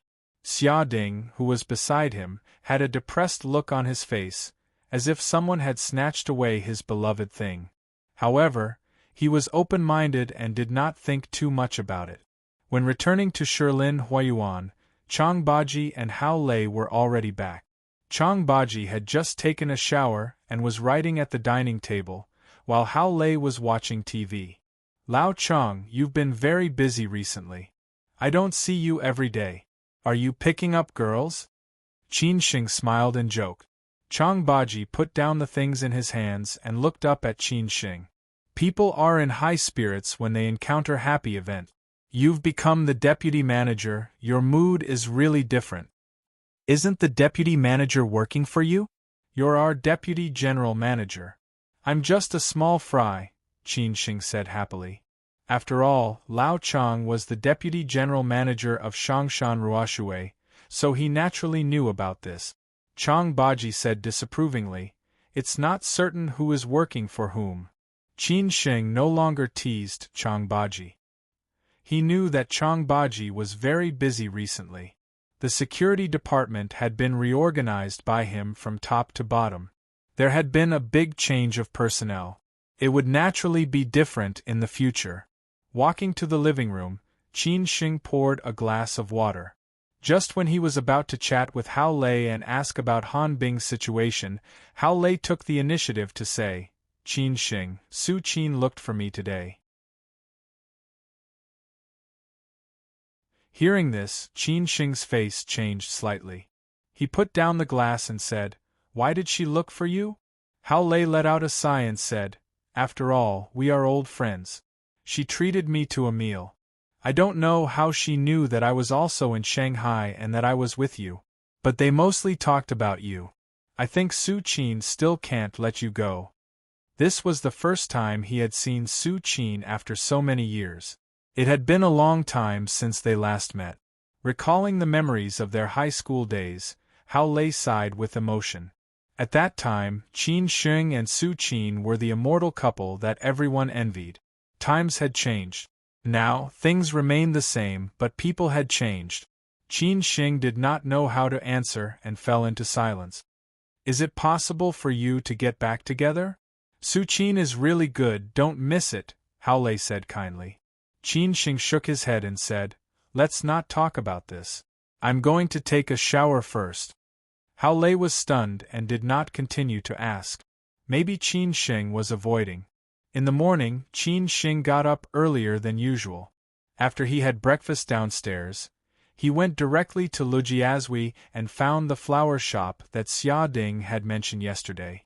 This flower shop was quite big. There were all kinds of flowers in it, and they were all the freshest every day.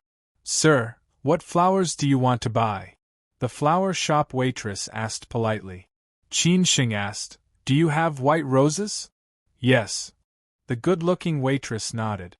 Then she took Qin Xing to the white roses and asked again, "Sir, you must be giving them to your girlfriend. I don't know how many you want, we have one." Qin Xing did not wait for the waitress to finish and directly replied. The waitress was slightly disappointed, but she still politely helped Qin Xing choose one. Qin Xing asked if there was a vase, and the waitress took Qin Sheng to the vase area. There were dozens of vases of different sizes. After Qin Sheng repeatedly chose, he finally chose the simplest round glass vase. After paying the bill and leaving, Qin Sheng went straight to Lin Su's company in Poly Plaza. It was just past 8:30 p.m. Lin Su's company should have already started work. Last night, he had asked Xia Ding about which floor and which company it was. When he found Lin Su's company, fortunately, it was already open. Qin Sheng went in and was stopped by the receptionist. She asked, "Who are you looking for?" Qin Sheng had already thought of a solution. He said, "Hello, I'm the delivery man of Yenyu Flower Shop. This flower is ordered by your boss Lin. May I know where her office is?" The receptionist beauty frowned slightly. It seemed that she had not heard this from boss Lin or the secretary. Qin Sheng saw that the receptionist was a little hesitant, so he quickly said, "You can directly help me put this flower on your boss Lin's desk. She will know when she comes." Qin Sheng put the vase with a white rose on the front desk, bowed slightly and said, "Thank you. I still have to send other flowers. I'll leave first." After Qin Sheng finished speaking, he did not give the receptionist a chance to ask and left directly. The receptionist beauty was thoughtful and did not know what to do. Finally, she put the vase on boss Lin's desk. If boss Lin asked, she would tell the truth. If she did not ask, it would mean that it was indeed ordered by boss Lin. After finishing this matter, Qin Sheng came out of Poly Square and prepared to go to Shangshan Ruoshui to work. At 9 o'clock, Lin Su appeared at the company on time. When she walked into the office, she was subconsciously attracted by the white rose on the table. Lin Su had some doubts, so she called the secretary and asked, "Who put this flower here?" The receptionist said that a florist just sent it here and said that it was ordered by you, boss Lin. The secretary explained, thinking that it was not ordered by boss Lin. Lin Su frowned slightly and asked the secretary to call the receptionist. After asking what the florist looked like, she instantly understood what was going on.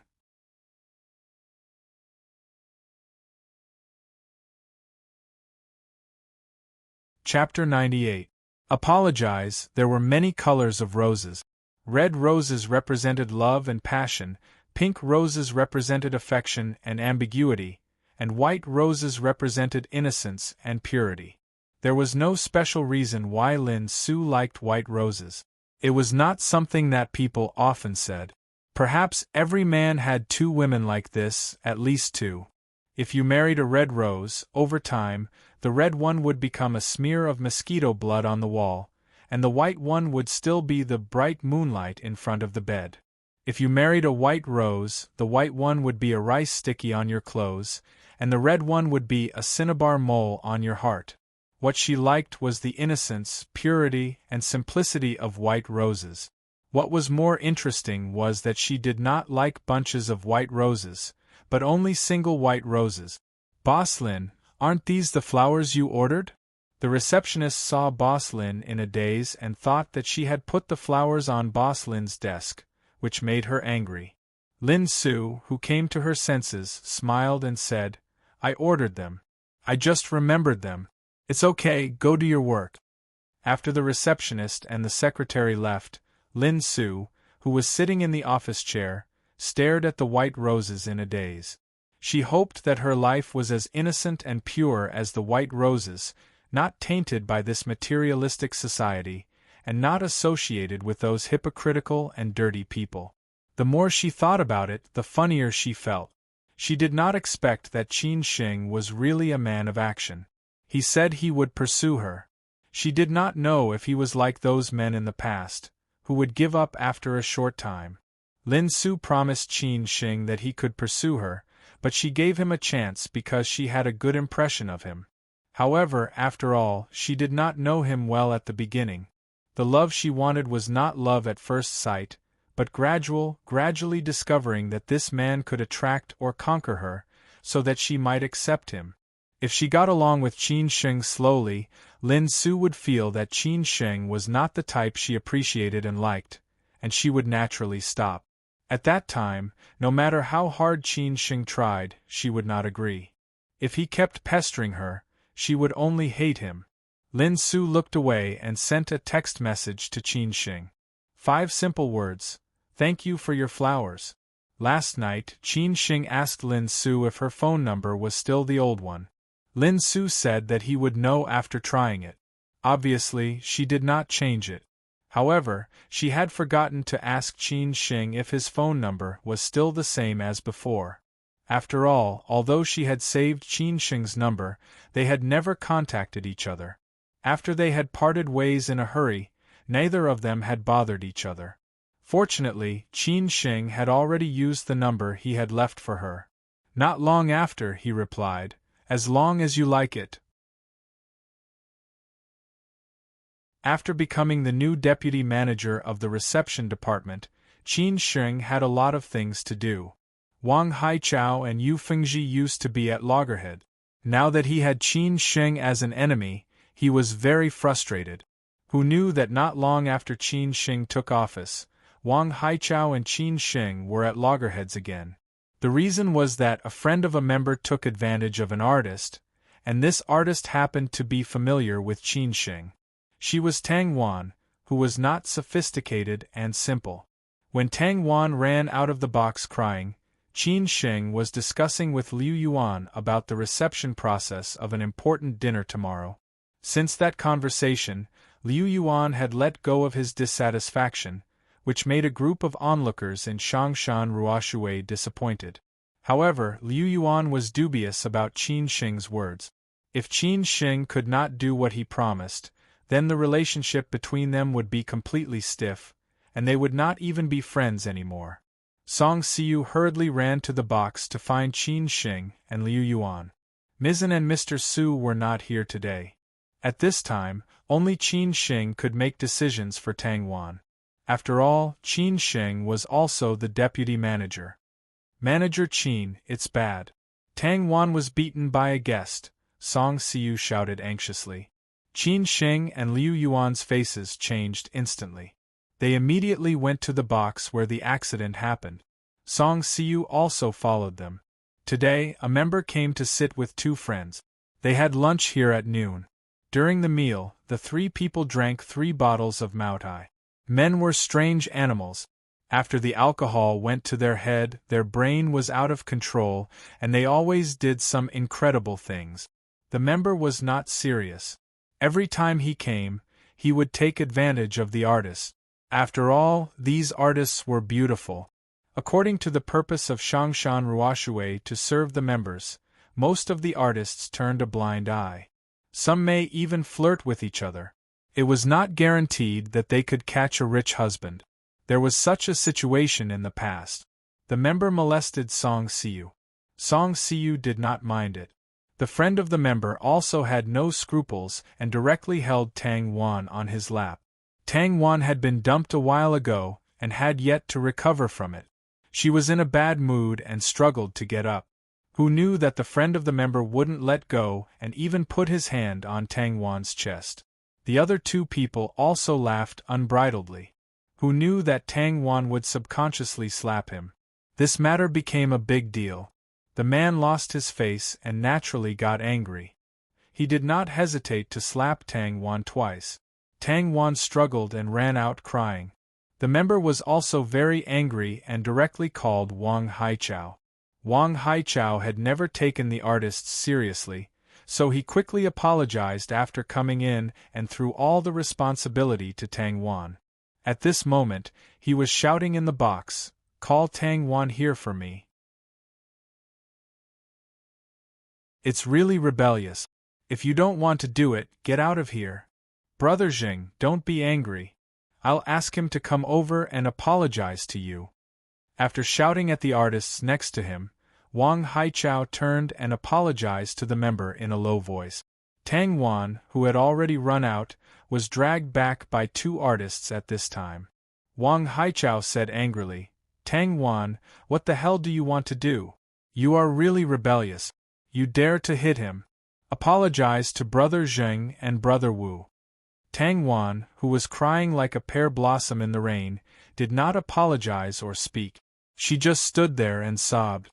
She knew that she had made trouble, and probably could not stay in Shongshan Ruoshui anymore. At this time, Qin Sheng and Liu Yuan finally rushed over. On the way, Song Siu had already told them what had happened. Qin Sheng came in and said coldly, "Why does Tang Wan want to apologize?" "Qin Sheng, what are you doing here? It's none of your business here." Wang Haichao saw Qin Sheng coming and said with a look of contempt. Qin Sheng asked, "I am also a deputy manager. Why can't I come? Manager Su and Ms. An are not here. It seems that you are not in charge of Shongshan Ruoshui." "You." Wang Haichao pointed at Qin Sheng and swallowed the words, "Who do you think you are?" into his stomach. Then he sneered and said, "Well, anyway, Tang Wan is also your person. She hit Brother Zheng's friend. What do you think we should do about it?" "I already know what happened. What should I do? Tang Wan is not wrong. Why should she apologize? If she wants to apologize, it should be Brother Zheng's friend. If he doesn't hit her, will Tang Wan be angry?" Qin Sheng's tone was extraordinarily tough and directly pushed the problem to the other party. At this time, the box was full of people. In addition to the 3 guests and the 2 deputy managers, there were several artists. Qin Sheng knew that if this matter was not handled well, it would disappoint the artists, so he naturally did not hesitate to stand on the artist's side. "Qin Sheng, what did you say? Who do you think you are to ask my friend to apologize? Who do you think you are? Find me Su Lanqing." The bespectacled Brother Zheng said angrily. Those who could become a member of Shongshan Ruoshui were naturally rich and respectable. This Brother Zheng was Jiang Xianbang's partner, a financial tycoon. His 2 friends were both executives of the banking system. They were all rich and enjoyed all kinds of women. They always felt that they could find all kinds of women with money, let alone artists like Shongshan Ruoshui. Qin Sheng directly made the decision and said, "Manager Su is not here. I will deal with this matter today." "You deal with it? Can you handle it?" Wang Haichao laughed out loud. Qin Sheng really thought too highly of himself. He could not wait for Qin Sheng and Brother Zheng's relationship to be even worse. At that time, even Ms. An and Mr. Su could not protect him. When Big Boss was angry, not everyone could stop him. Brother Zheng did not get angry. Instead, he laughed and said, "Okay, you deal with it. How are you going to deal with it? Brother Zheng's friend apologizes to us, and this matter will be over," Qin Sheng said. Wang Haichao immediately stood up and said, "Let Brother Zheng's friend apologize to Tang Wan. Tang Wan is nothing. You should know that she hit Brother Zheng's friend first." Qin Sheng suppressed his anger. This snobbish Wang Haichao was really **ket up. If Wang Haichao did not give him face, Qin Sheng really wanted to kick him away. In his eyes, artists were not people. Only these members whom he flattered were people. Why did Tang Wan hit him? This is Shongshan Ruoshui, not a nightclub. Don't forget how to write the word man after drinking a little, Qin Sheng said sternly. When Brother Zheng's friend heard this, his face changed instantly. He directly pulled Qin Sheng's collar and said, "What did you say? Say it again. Do you think I don't know what kind of people you Shongshan Ruoshui artists are? You come out to sell yourself, why do you want to build a reputation?" The group of artists had ugly expressions on their faces. "Let go," Qin Sheng said coldly. Brother Wu was also drunk. Besides, in the banking system, everyone in front of him was flattering him. Being pointed at his nose and scolded by Qin Sheng, how could he not be angry? He said forcefully, "F***ck, make it clear first." "I'll say it again, let go." Qin Sheng was not angry but laughed. Brother Wu was still cursing and did not intend to let go of Qin Sheng. Qin Sheng directly grabbed his wrist with one hand and grabbed his armpit with the other. He bent his legs slightly and suddenly exerted his strength, instantly smashing Brother Wu's small body onto the ground. "I said let go," Qin Sheng said calmly. For a moment, the whole box was in an uproar. All the artists were angry by this man and Wang Haichao's words just now. They were waiting for someone to teach him a lesson. They did not expect that the next second, Manager Qin took action. This action was really cool.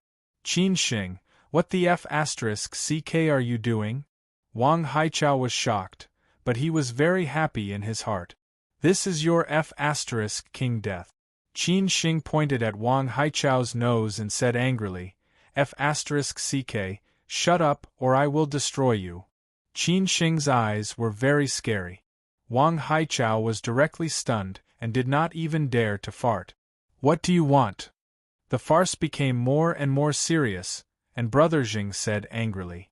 Qin Sheng said slowly, Brother Jing, it's very simple. Your friend apologizes, and this matter will be over. If your friend does not apologize, it's fine. Shangshan Ruoshui is not a place where anyone can act wildly. If not, we will go through the legal way.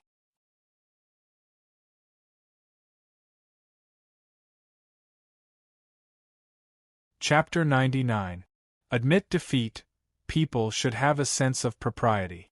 They should treat themselves as human beings and not lose their dignity and backbone. They should treat others as human beings and not be too domineering and arrogant. They all had 2 eyes and 1 nose. It was not easy for them to live, so no one should make things difficult for each other. But there were always some people in this society who thought that they could throw money at the whole world just because they had money. They thought that they could change the portrait of Tiananmen just because they had a little background. Their feet were not on the ground, but their eyes could turn to the sky. They bullied those who were not as good as them and catered to those who were stronger than them. This kind of people had long lost their conscience. In Qin Sheng's eyes, these men in front of him were the same kind of people. Whether it was Brother Wu, the party involved, or Brother Jing, who was a member, they all thought that with their status and background, why should they apologize to a little artist? Who was she? They would not apologize today. What could they do? It was nothing more than a matter of face, nothing more than a matter of fighting for pride. But while they were fighting for this face, Qin Sheng was also fighting for it. He was fighting for Tang Wan, for all the artists and childs in the reception department. He was fighting for dignity. Well, if you don't apologize, then don't think about walking out of Shangshan Ruoshui. Qin Sheng shouted loudly and then turned to Liu Yuan and said, Brother Liu, call the police. Since you don't want to settle it privately, let the police handle it. Qin Sheng, are you crazy? Hearing that he was going to call the police, Wang Haichao scolded. Wasn't this a slap in Shangshan Ruoshui's face? Those men who had drunk were instantly enraged by Qin Sheng. Brother Jing took the lead and said, Then I want to see, can you stop me? After that, Brother Jing was about to walk out, followed by his 2 friends. Qin Sheng stretched out his hand to stop them. Brother Jing did not say anything and came up to Qin Sheng with a punch. To him, Qin Sheng was nothing. How dare he stop them? Even if they beat him, Shangshan Ruoshui would not do anything to them. Would Shangshan Ruoshui offend the members for a small deputy manager? Brother Zheng had drunk too much and was staggering when he walked, not to mention hitting people. Qin Sheng dodged sideways and stretched out his leg slightly, tripping Brother Zheng to the ground. The other 2 men saw that Qin Sheng was making a move again. They did not care about the consequences and rushed toward Qin Sheng at the same time. However, they were not Qin Sheng's match at all. Qin Sheng easily knocked them down on the ground. The whole box was in complete chaos. All the artists retreated to the outside of the box. Wang Haichao's brain had short-circuited. This Qin Sheng was really looking for death. He actually dared to hit a member. At this time, the security department had heard the news and came over. The leader was Chang Baji. He had just returned and was just in time to watch the show. Seeing that Chang Baji had come, Wang Haichao seemed to have found his savior and hurriedly complained, Mr. Chang, please take care of this. Something big has happened. Qin Sheng is too lawless, he actually beat up a member. It was a pity that he did not know the relationship between Chang Baji and Qin Sheng at all. Chang Baji did not care who was right or wrong. As long as they dared to fight with Qin Sheng, even if Jiang Xianbang was here, he would still beat them up, not to mention a few so-called members. He directly ordered his subordinates, control all of them. Damn it, how dare they rebel? Where do they think this is? Wang Haichao looked confused. What was going on? Why was Chang Baji on Qin Sheng's side instead of the members? What was he going to do? Seeing that the situation was not good, Wang Haichao quickly ran out and immediately called Su Lanqing and Mizan for help, in case the matter became more and more serious. Secondly, he not only made trouble for Qin Sheng, but also made a contribution. This wishful thinking was good. How dare you hit me? You are asking for death. Believe it or not, I will disable you. Brother Zheng was held by 2 security guards by his arms. No matter how he resisted, it was useless. He shouted loudly. Qin Sheng snorted. I don't believe it. But you can try. At that time, it is not certain who will disable who. After all, your life is more valuable than mine. Several men took turns to do all kinds of curses. Chang Baji was a little annoyed. He went up and gave Brother Wu a kick. Brother Wu knelt on the ground and groaned painfully. The other 2 men instantly shut up. At this time, they knew that these people in Shangshan Ruoshui were serious. Qin Sheng did not want to make the matter bigger, but these people were stubborn and did not take him seriously. Then he would let them suffer a little. Anyway, he could not relax today. Even if they were out of Shangshan Ruoshui, they could do whatever they wanted. Again, apologize. After this matter is over, you can leave. When you are out of the gate, if you want to continue, I will wait. If you don't apologize, then well, call the police, and we will settle it. Qin Sheng repeated his principle again. Calling the police was definitely not possible. No matter what, they were the ones who started it first. At that time, if everyone knew about it, they would be even more embarrassed. If they did not call the police or apologize, they could only suffer here. They could not ask for help even if they wanted to. When people were at a disadvantage, they would always say that a wise man does not fight when the odds are against him. A man should know when to yield and when to stand tall. Especially these men with backgrounds and identities, some things could be solved under the stage, but not on the stage. Brother Wu glanced at Brother Zheng and directly said, I apologize. Obviously, they admitted that they were cowards, but only in front of them. After this, they would definitely find a way to make Qin Sheng die. Not only would he not be able to stay in Shangshan Ruoshui, but also in Shanghai. If you apologized earlier, we wouldn't have so many conflicts.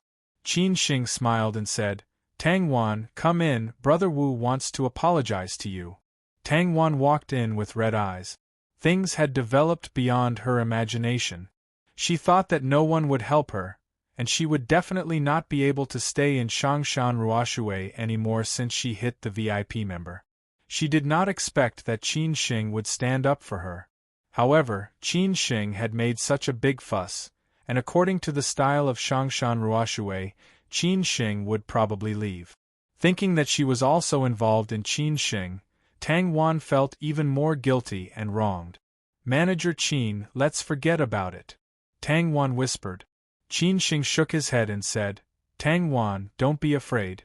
I will help you. Everyone has parents, you can't let others bully you. Qin Sheng looked up at Brother Wu, indicating that he wanted to apologize. What are you waiting for? Miss Tang, I'm sorry. I shouldn't have touched you, and I shouldn't have hit you. I hope you can forgive me. Brother Wu's face was extremely ugly, but he still forced himself to finish his words. Tang Wan stood there and did not know what to say. She was very embarrassed. Qin Sheng waved his hand and said, Go ahead. Tang Wan walked out of the private room in a hurry. Qin Sheng waved at the security guards and said, What are you doing? Hurry up and let go of these distinguished guests. Go make some top-notch pu'er tea. I'll apologize to them right now. The security guards only listened to Chang Baji and did not pay attention to Qin Sheng at all, which was a little embarrassing. Fortunately, Chang Baji winked and the security guards let go. No, I really dare not drink this tea. Brother Jing suppressed his anger, but did not dare to vent it.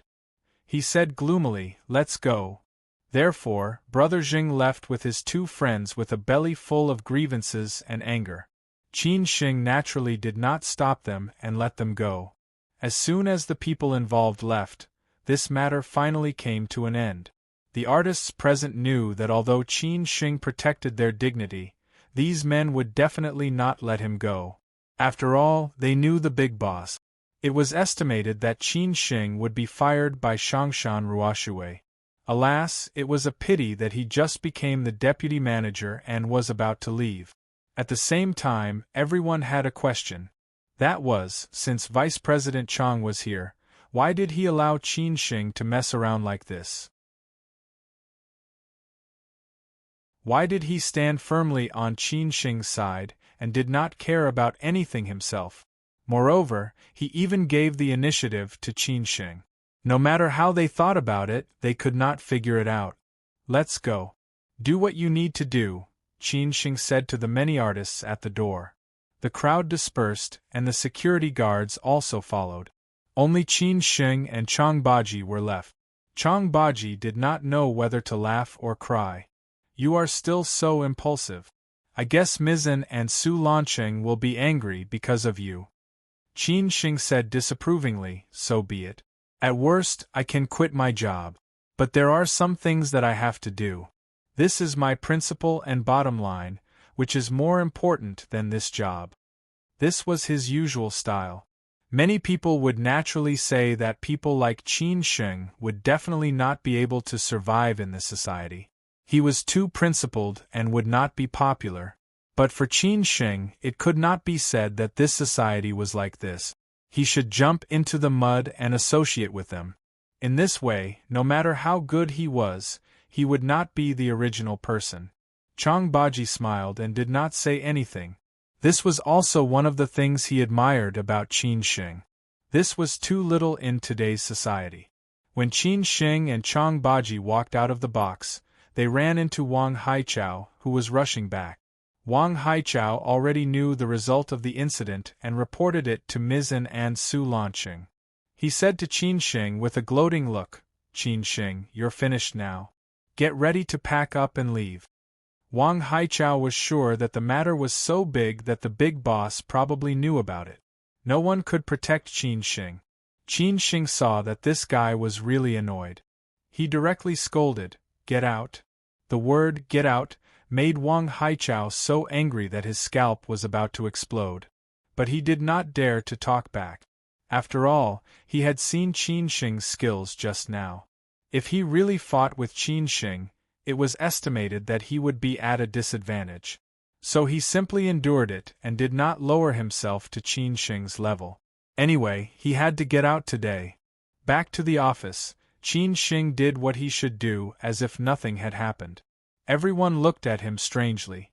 But a few artists said thank you to Qin Sheng in private. In their eyes, today Qin Sheng was absolutely a pure man with a kind of heroic spirit. Although others did not say it, they also admired Qin Sheng very much in their hearts. Half an hour later, Su Lancheng and Mizan arrived at Shangshan Ruoshui one after another. Qin Sheng was directly called into the box upstairs. Wang Haichao and Chang Baji also followed him in. Yu Fengji was on leave today, otherwise it would be more lively. Just when everyone was ready to watch the show, a Rolls-Royce drove into Shangshan Ruoshui.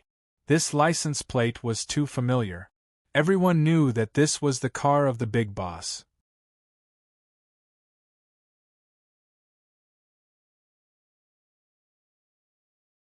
Chapter 100. Help, begging for monthly votes, begging for collection, hope everyone can support.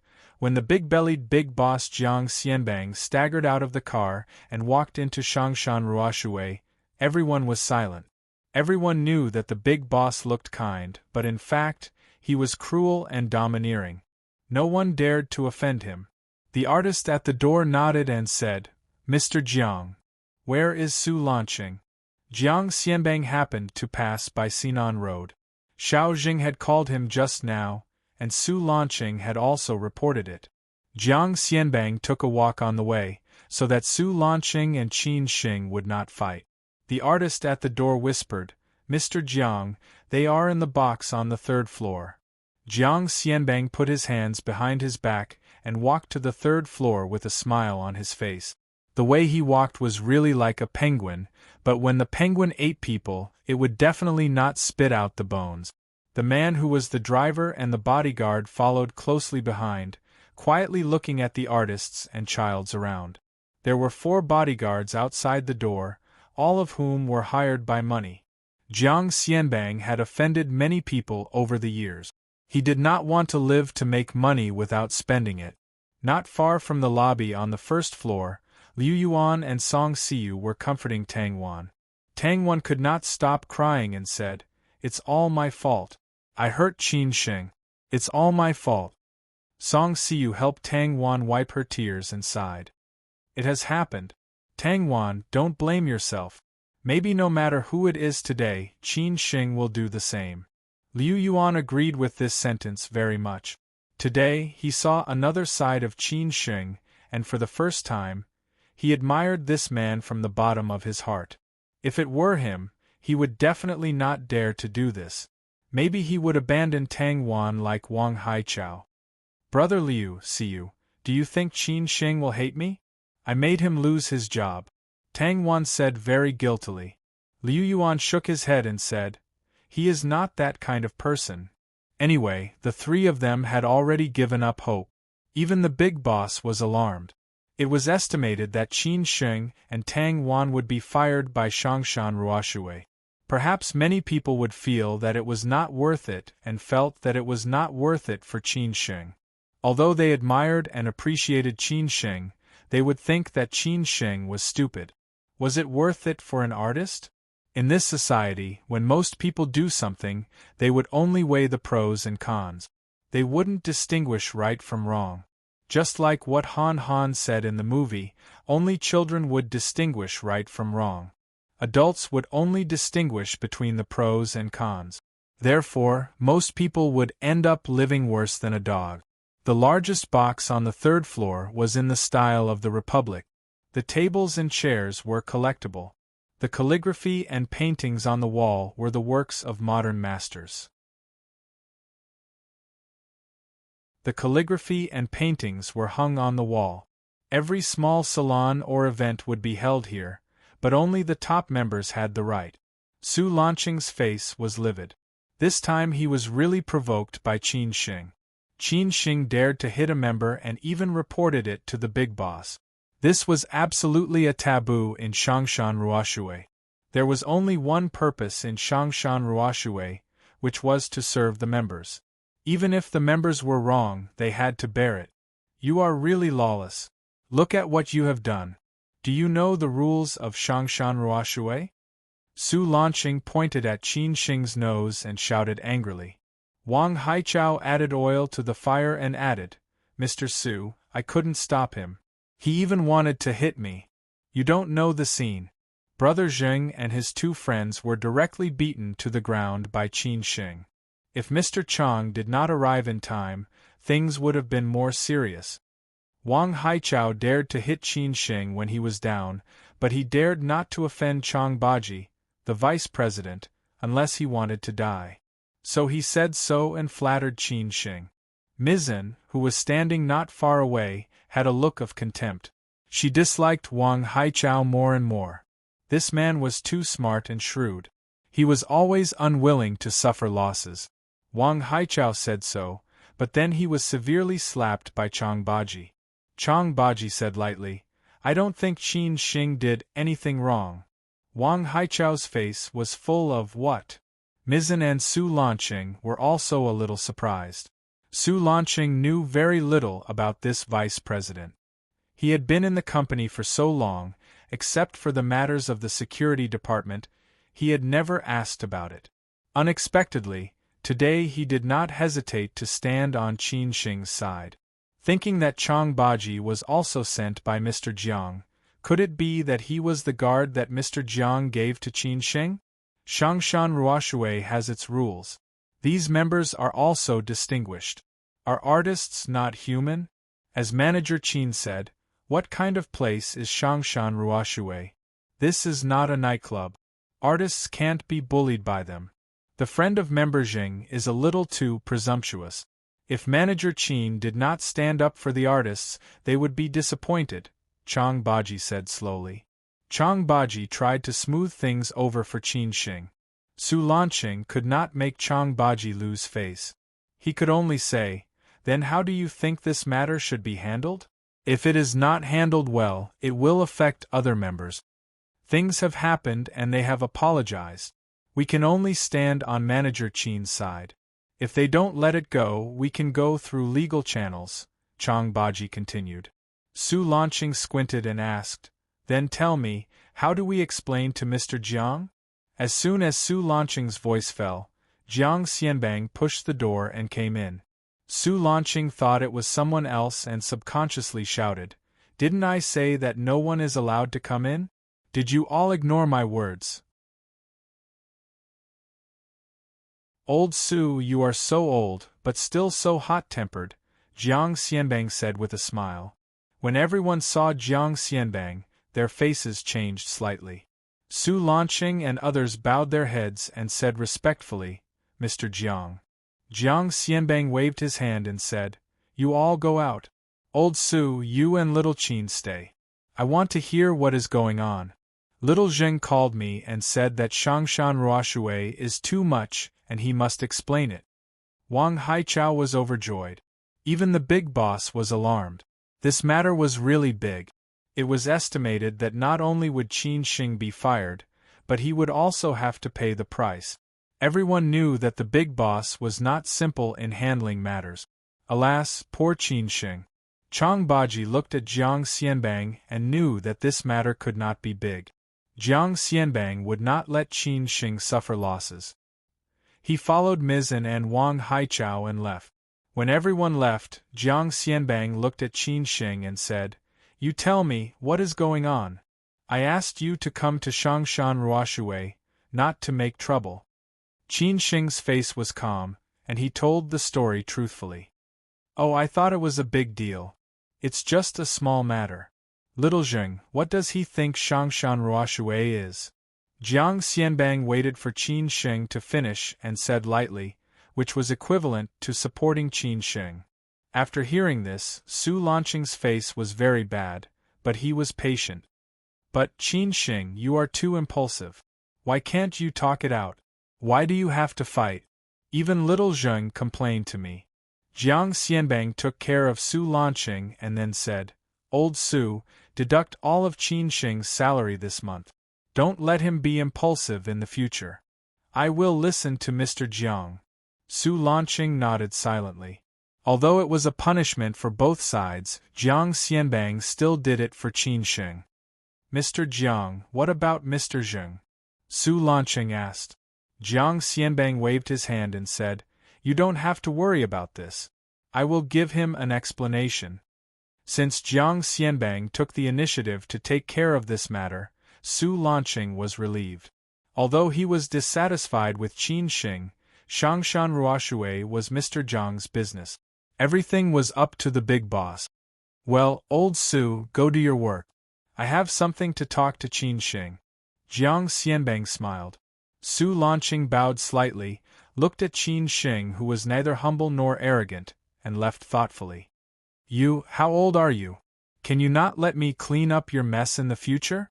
Jiang Xianbang said impatiently, "This is me supporting you.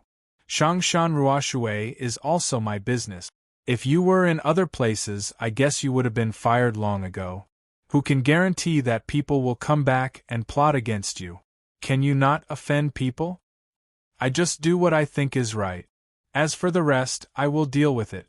Qin Shing said disapprovingly. Everyone had their own way of living. This was his choice. Jiang Xianbang said helplessly, "Well, I know you will say this. People like you will be killed by their own principles sooner or later. Some people are alive, but they have been dead for many years. Some people are at least more dignified when they die than when they are alive," Qin Shing retorted bluntly. Jiang Xianbang sat on the sofa, knocked his knees and snorted. "Don't talk about your big ideas. Let me tell you something serious. I may need your help to do something. You say good things can be done, but not bad things." Qin Shing also sat on the sofa, lit a cigarette and crossed his legs. Jiang Xianbang did not pay attention to Qin Shing's words. He frowned and thought for a moment. "Something happened in Hangzhou. You go and help me deal with it. One of my confidants is missing. I don't know whether he is dead or alive. He knows too much about me. I can't let him fall into the hands of others. Also, I asked someone to get something from him. Help me get it back."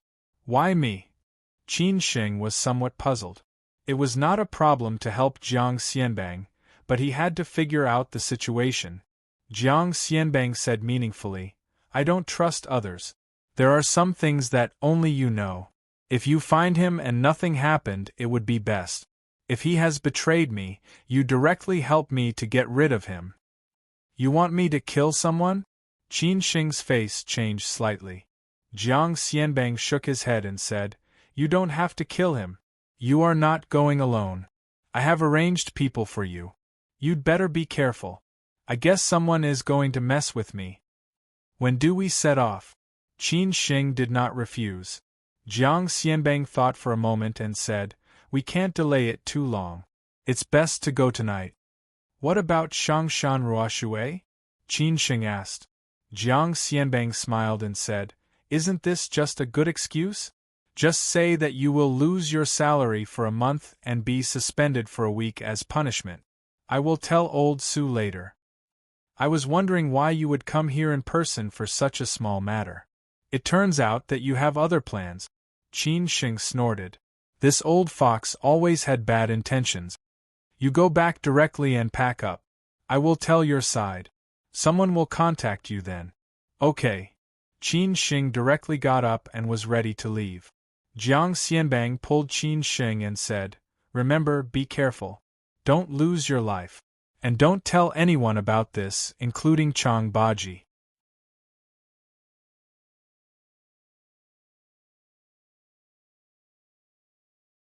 Chapter 101. I might have to go. Jiang Xianbang started from digging tombs and reselling cultural relics. Now, he had reached the pinnacle. This road was full of thorns. Only Jiang Xianbang himself knew how much he had to pay and how many people he had offended. What Jiang Xianbang knew was that the higher he stood, the more people would want him to fall. Especially when the big shot behind him lost his power, those who had been trampled under his feet in the past would rise up and attack him. Even if he had not offended them, they would take advantage of him when he was down for their own interests. That was why Jiang Xianbang wanted to groom a successor. Firstly, as he said, he had spent his whole life to build such a big business, so someone had to inherit it.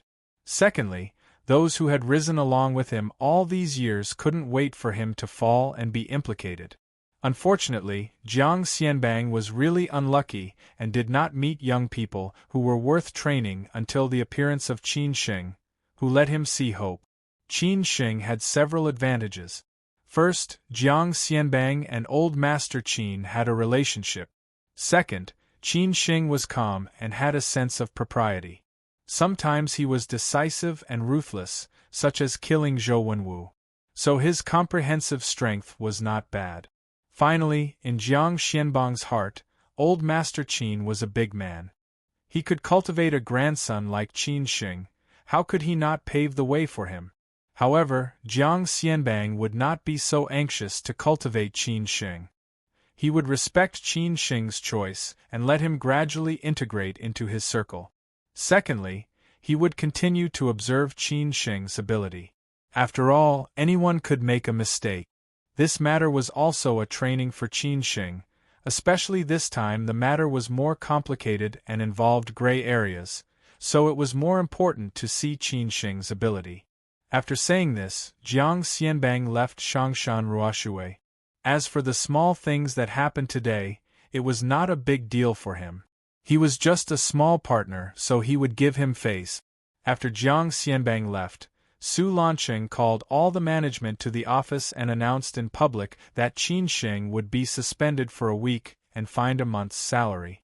But he also comforted Qin Shing, saying that Qin Shing's original intention was not wrong and also for the artists in Shongshan Ruoshui, but he was a little impulsive. This made Wang Haichao very disappointed. He had thought that Qin Shing would be fired. He did not expect that Qin Shing would only be suspended for a week and fined his salary for a month. However, this was the big boss's decision. No matter how dissatisfied Wang Haichao was, he could not change it. However, Wang Haichao was also very happy. This matter had suppressed Qin Shing, who had always been high profile. In the future, he would not dare to be so unscrupulous in Shongshan Ruoshui. As for Mizan, Su Lanqing's previous words made her guess that Qin Shing might be related to the big boss. When the big boss showed up today and the final result, Mizan was even more sure of her guess. After being suspended for a week, Qin Shing returned to the locker room to change his clothes and was ready to leave. Everyone in Shongshan Ruoshui had already known the punishment decision. Liu Yuan ran over with Tang Wan and Song Siyu, but Tang Wan did not receive any punishment, which made Tang Wan feel more guilty. Manager Qin, I'm sorry. It's all my fault. You've been wronged. Tang Wan was always crying. Qin Shing shook his head and smiled bitterly. It's not a big deal. Why are you crying like this? I'm not fired. I'm just suspended for a week. I'm a little tired recently. I'll take it as a relaxation. Manager Qin, you will be my idol in the future. Song Siyu was good at talking and flattered. Qin Shing said disapprovingly, Your idol has been suspended. You dare not learn from me. Liu Yuan came over and patted Qin Shing's shoulder. You boy, I really didn't misjudge you. You have more guts than me. If it were me, I would definitely not dare to do that. Now I think you are more suitable to be a manager than me. At least, you really stand in our position. People have things to do and things not to do. No matter who it is today, I will do the same. If there is another situation in the future, I will still do the same. I can lose my job, but I can't lose my bottom line. Qin Shing said lightly. After changing clothes, Liu Yuan, Tang Wan and Song Siyu sent Qin Shing out. Qin Shing smiled and said, I'm not in this week. You all keep a low profile. If Wang Haichao makes trouble for you, ask Vice President Chang for help. In everyone's puzzled expression, Qin Shing walked away. It was already 5:00. Qin Shing remembered that he seemed to have promised Lin Su to eat hot pot today. He had been busy just now and did not look at his mobile phone. After taking out his mobile phone, as expected, Lin Su sent him a text message more than an hour ago. It was a simple 4 words, time and place. Seeing these 4 words, Qin Shing's mood just now was swept away. He quickly dialed Lin Su's phone. It did not take long for the phone to be connected. Qin Shing said half-jokingly, Strong woman, don't you work overtime today? It seems that you want to refuse this hot pot? Lin Su, who had just finished the meeting, chuckled. Qin Shing had not replied to the text message. She thought he should be busy, so Lin Su did not take it seriously. Qin Shing continued to tease Lin Su and said, I thought you were just joking yesterday. I heard from my college roommate that he asked you out for half a month, but you ignored him. If he knows that you eat hot pot with me, I don't know if he will hate me. Okay, then I will continue to work overtime. Lin Su snorted. Hearing this, Qin Shing quickly said seriously, Okay, I was wrong. I will find a place first and then wait for you. I will text you the place later. After hanging up the phone, Qin Shing immediately turned on his mobile phone and searched for the delicious hot pot in Chengdu and Chongqing. In the end, He chose Xyalonkan Hot Pot, which was just at the crossroads of Huaihai East Road and Zizing South Road. It was at most 20 minutes from Pali Square, which was relatively convenient for Lin Su. When he arrived at the place, he did not expect that there would be a long line. Fortunately, he came relatively early. There were only more than 20 tables in front of him. Qin Xing queued up and waited for Lin Su. When he was queuing up, Qin Xing received a call from the person in charge of contacting him in Hangzhou. The man on the other side of the line said in a deep voice, "Mr. Qin, I am Zhao Quan. Mr. Jiang asked me to contact you. When will you arrive in Hangzhou so that I can pick you up? I have something to do now. I haven't bought the ticket yet. When I confirm, I will tell you," Qin Xing said thoughtfully.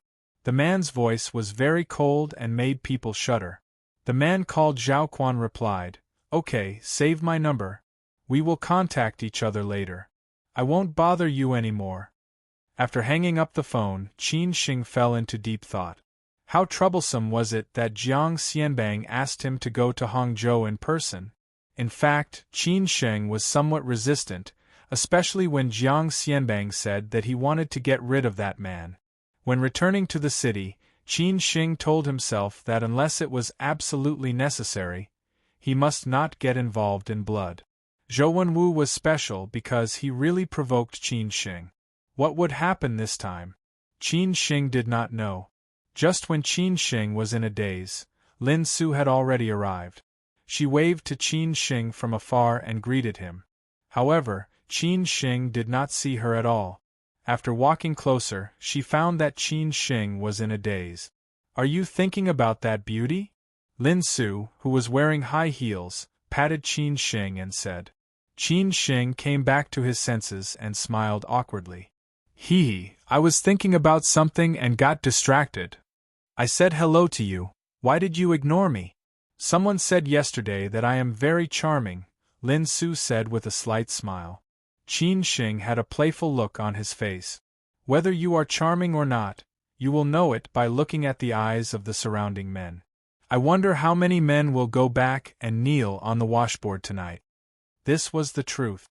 Since Lin Su came in, the eyes of the men in the line at the door were staring at Lin Su. They sighed that they did not come in vain today. They actually met such a beautiful woman. This beautiful appearance, tall figure, outstanding temperament, and the taste of the clothes. She was really not an ordinary beauty. But when Lin Su stood in front of Qin Xing, these men sighed bitterly.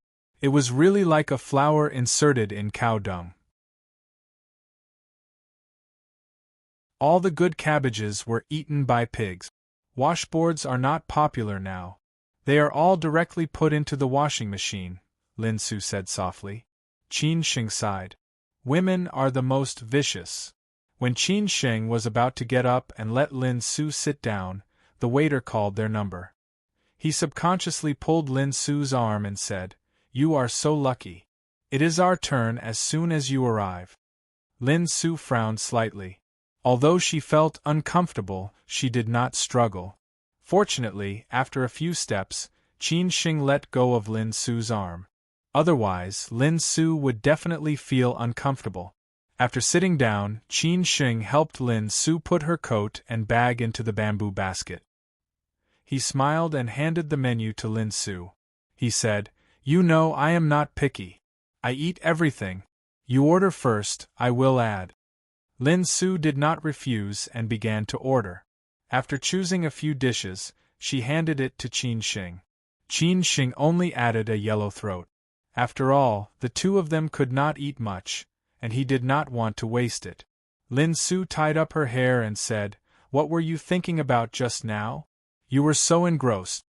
Qin Xing said honestly, "I am going to Hangzhou for a business trip tonight.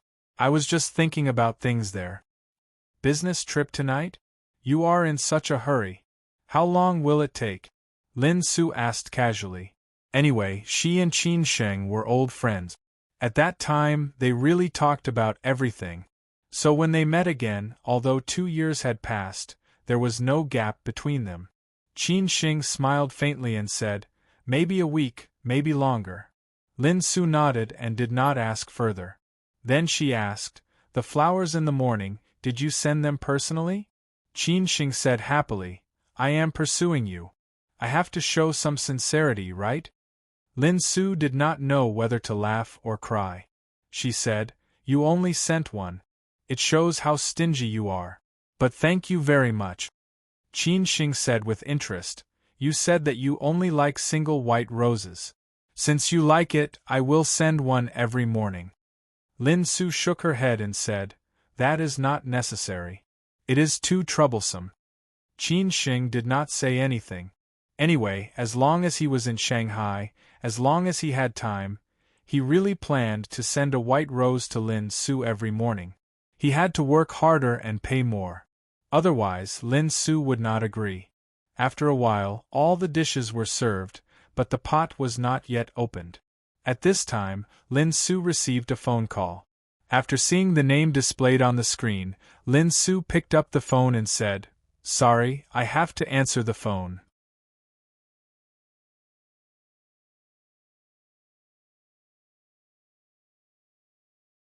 Chapter 102. There's an undercover agent, it's the end of the month. I'm looking for monthly vote. After work, Lin Su almost never picked up work calls, unless there was something very urgent. Everyone in the company knew this unwritten rule. If it was a call from a friend, she would not have left in such a hurry. After all, she had just sat here with Qin Sheng. The pot had just begun to boil and the dishes had not been served yet. The call was from Yan Chaozong. He said that Lin Su's grandmother had arrived in Shanghai and had just arrived at Xishan Golf Resort. She must have gotten off work, so he asked him to call her to come over. It seemed that Grandma had not been to Shanghai for more than a year. The last time she came to Shanghai was to mourn the death of an old friend of the Lin family. This old man had helped the Lin family a lot and was related to Grandma. Since her grandmother had arrived in Shanghai, Lin Su naturally had to rush over. That was when she finished the call. Hearing Lin Su say that she might have to leave first, Qin Sheng was stunned for a moment. He had just sat down, so he asked confusedly, "Something urgent?" "Sort of. My grandma just arrived in Shanghai. I have to rush over." "I'm really sorry," Lin Su said helplessly. "When you come back from Hangzhou, I'll treat you to hot pot. How about that?" Qin Sheng could understand it. After all, family was the most important thing.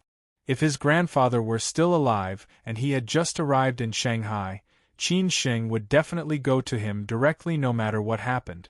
Qin Sheng stood up and said, "It's okay. Shall I walk you out?"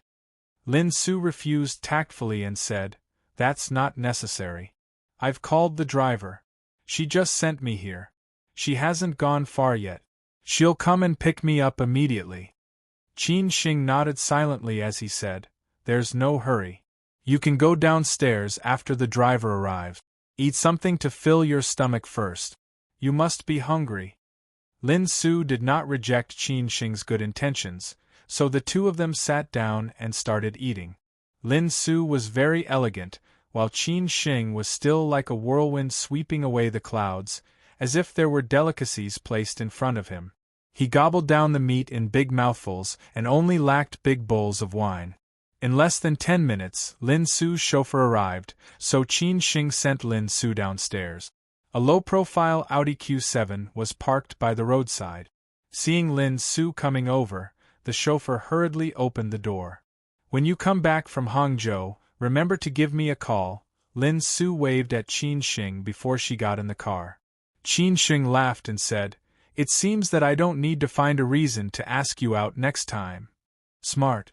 Lin Su smiled and got on the car. Qin Sheng waited until the Audi Q7 was far away before he went upstairs to continue eating the hot pot. After all, he had ordered so many dishes. It would be a pity if he did not eat them.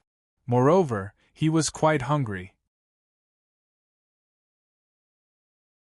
After the meal, Qin Sheng went back to Shilin Huayuan to pack his things. On the way there, he had already used his mobile phone to buy a high-speed train ticket to Hangzhou. Unexpectedly, when he returned to Shilin Huayuan, Apart from Hao Lei, Han Bing was also there. She was preparing a room for them. "Why are you here?" Qin Sheng asked in surprise. Han Bing chuckled and said, "I've been busy these days and didn't have time to look for you. I got off work early and thought that you guys must have messed up the house, so I came over to help you clean it up." "Miss Han, you even know how to do housework? You're really one of the 7 fairies who fell into the mortal world." Qin Sheng habitually bickered with Han Bing. Han Bing held the garbage bag in her hand and glared at Qin Sheng. "If you continue to be so cocky, you can clean it up yourself. I won't serve you anymore." "I was wrong, my lady." Qin Sheng immediately begged for mercy. Han Bing cleaned the house, and Hao Lei helped her. Qin Sheng went straight into the bedroom to take a shower. After that, he began to pack his luggage. Han Bing came in and wondered, "Where are you going?" "I'm going to Hangzhou to settle some personal matters," Qin Sheng said truthfully. Han Bing asked with concern, "What's wrong with you recently? You went to Nanjing and then to Hangzhou. Are you doing something illegal? Smuggling drugs, selling arms, and abducting women and children?" "Beauty, I think you're pretty good. I'm going to abduct you to the deep mountains and forests," Qin Sheng laughed and said. Han Bing walked up to Qin Sheng with a charming face. She hooked her arms around Qin Sheng's neck and teased, "Handsome, I'll go wherever you go. I won't marry anyone else but you in this life." Qin Sheng quickly admitted defeat and said, "My lady, stop fooling around. I'm leaving now. Can you send me to the high-speed train station?" "Why are you in such a hurry?" Han Bing wanted to stay with Qin Sheng for a while. She did not expect that Qin Sheng would leave as soon as he came back. Qin Sheng explained, "I have no choice. It's a job arranged by the boss. As an employee, I can only do it. I'm not like you." "Then I'll take care of you. You'll be my gigolo in the future." "Then why don't you check the goods first, in case I'm a good-looking but useless man?" Qin Sheng deliberately showed off his figure. Han Bing rolled her eyes and said, "Hooligan." Han Bing personally sent Qin Sheng to Shanghai Hongqiao Station. On the way, Qin Sheng and Han Bing chatted about their recent lives. Qin Sheng asked about the situation of Guoping Group and the design company. Guoping Group was progressing smoothly, but the design company's business was not doing well recently. Previously, because of Han Guoping's connections, everyone was more supportive. Now that Han Guoping had passed away, naturally, some people did not give face to him. On the high-speed rail from Shanghai Hongqiao to Hangzhou, Qin Sheng had already sent a message to Zhao Quan, who had contacted him. He took the thick black theory that he had bought and started to study. Qin Sheng had read the thick black theory before. He agreed with many of the ideas in the book, but he had different opinions on some of them. However, the annotations of the previous owner of the book were an eye-opener for Qin Sheng. He changed his way of thinking to interpret those unfamiliar words. At 10 o'clock, Hangzhou East Station. Qin Sheng had just stepped out of the station when a sloppily dressed middle-aged man with messy hair walked slowly to Qin Sheng. He smiled and said, "You must be Mr. Qin? Your brother Zhao." Qin Sheng was surprised. He did not expect this man to recognize him. He had wanted to make a phone call, but he guessed that Jiang Xianbang must have sent him a photo. Zhao Quan was not tall, only 1.7 meters. His skin was tanned and there was a scar on his neck. He was relatively skinny. "Nice to meet you, Mr. Qin, this way." Zhao Quan did not talk much with Qin Sheng and directly led him out. There was a Buick GL8 parked by the roadside. The driver was a young man. Zhao Quan waited until Qin Sheng got in the car before introducing, "Mr. Qin, this is my nephew, Zhao Song. We're on the same side." Zhao Song looked like a dead man. There was no expression on his face. He wore a peaked cap and only nodded slightly without looking back at Qin Sheng. Qin Sheng had made up his mind on the high-speed rail that he would not trust anyone on this trip to Hangzhou before confirming the cause and effect of the matter. The disappearance of Jiang Xianbang's confidant was quite strange. Moreover, there was that thing in his hand. Qin Xing really did not know what it was that could make Jiang Xianbang so concerned. The Buick GL8 headed for the city. On the way, Qin Xing began to ask about the specific situation. How many days has Brother Hong been missing? This is the 4th day, Zhao Quan said with a serious face. Qin Xing asked casually, "Tell me what happened in detail." 4 days ago, after we finished supper on Guduan Road, Brother Hong left alone. He said he had something to deal with. We returned to our place. We called Brother Hao the next day, but his phone was turned off. We couldn't get in touch with him for the whole day. I realized that something was wrong and quickly reported it to Mr. Jiang, Zhao Quan explained slowly.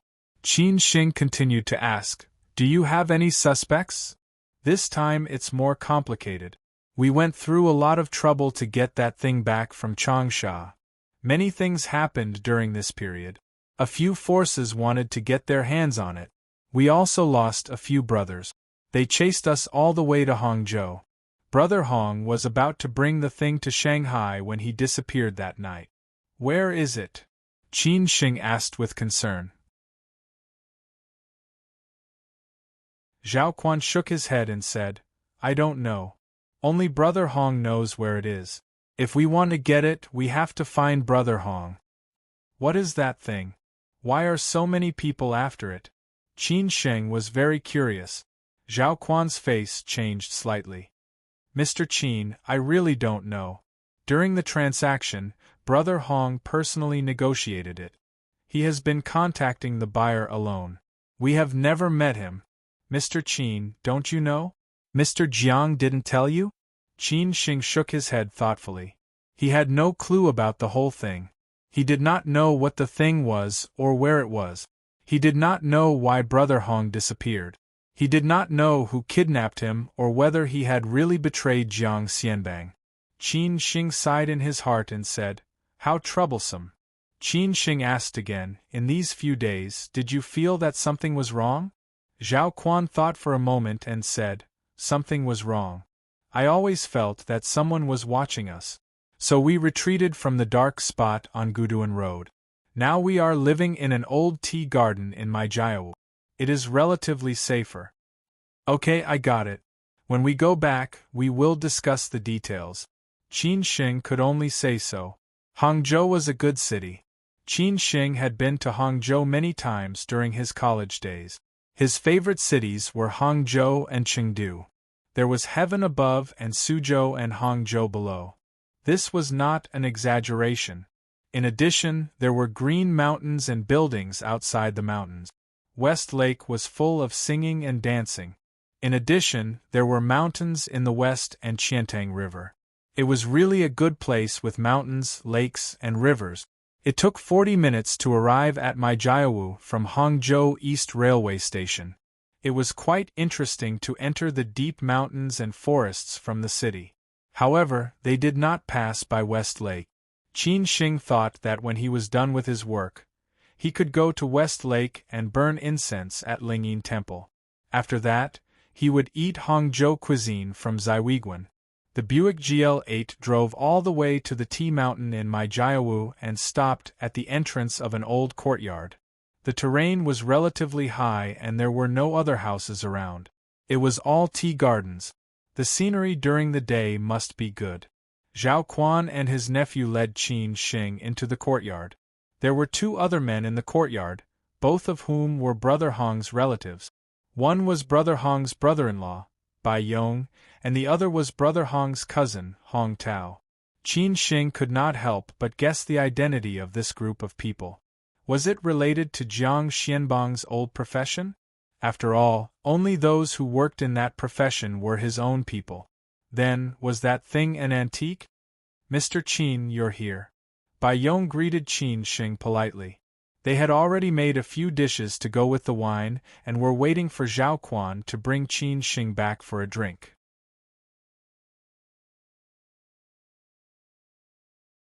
However, when they saw that Qin Xing was just a young man, they looked down on him. After all, this was not a simple matter. Mr. Jiang sent a young man over. Hong Tao, who was chubby and had 2 small dimples on his face, laughed and said, "Mr. Qin, you must be hungry. Sit down and eat. These are all made by us brothers. Please make do with it." Qin Shing did not stand on ceremony. After all, these people were going to fight side by side with him. He had to build a good relationship with them. Hence, everyone sat down. Everyone first toasted Qin Shing, which was considered a welcome dinner for him. After a few glasses of wine, everyone became more talkative. They talked about what had happened this time. Only Zhao Quan's nephew did not say a word. He only cared about eating. Just when Qin Shing was thinking about what they said, all the lights in the courtyard suddenly went off. It was dark in an instant. Zhao Quan shouted, "Oh no, something's wrong." You're tuning in to the Phoenix Nights YouTube channel. Don't forget to subscribe and join us on this journey to catch the most captivating stories.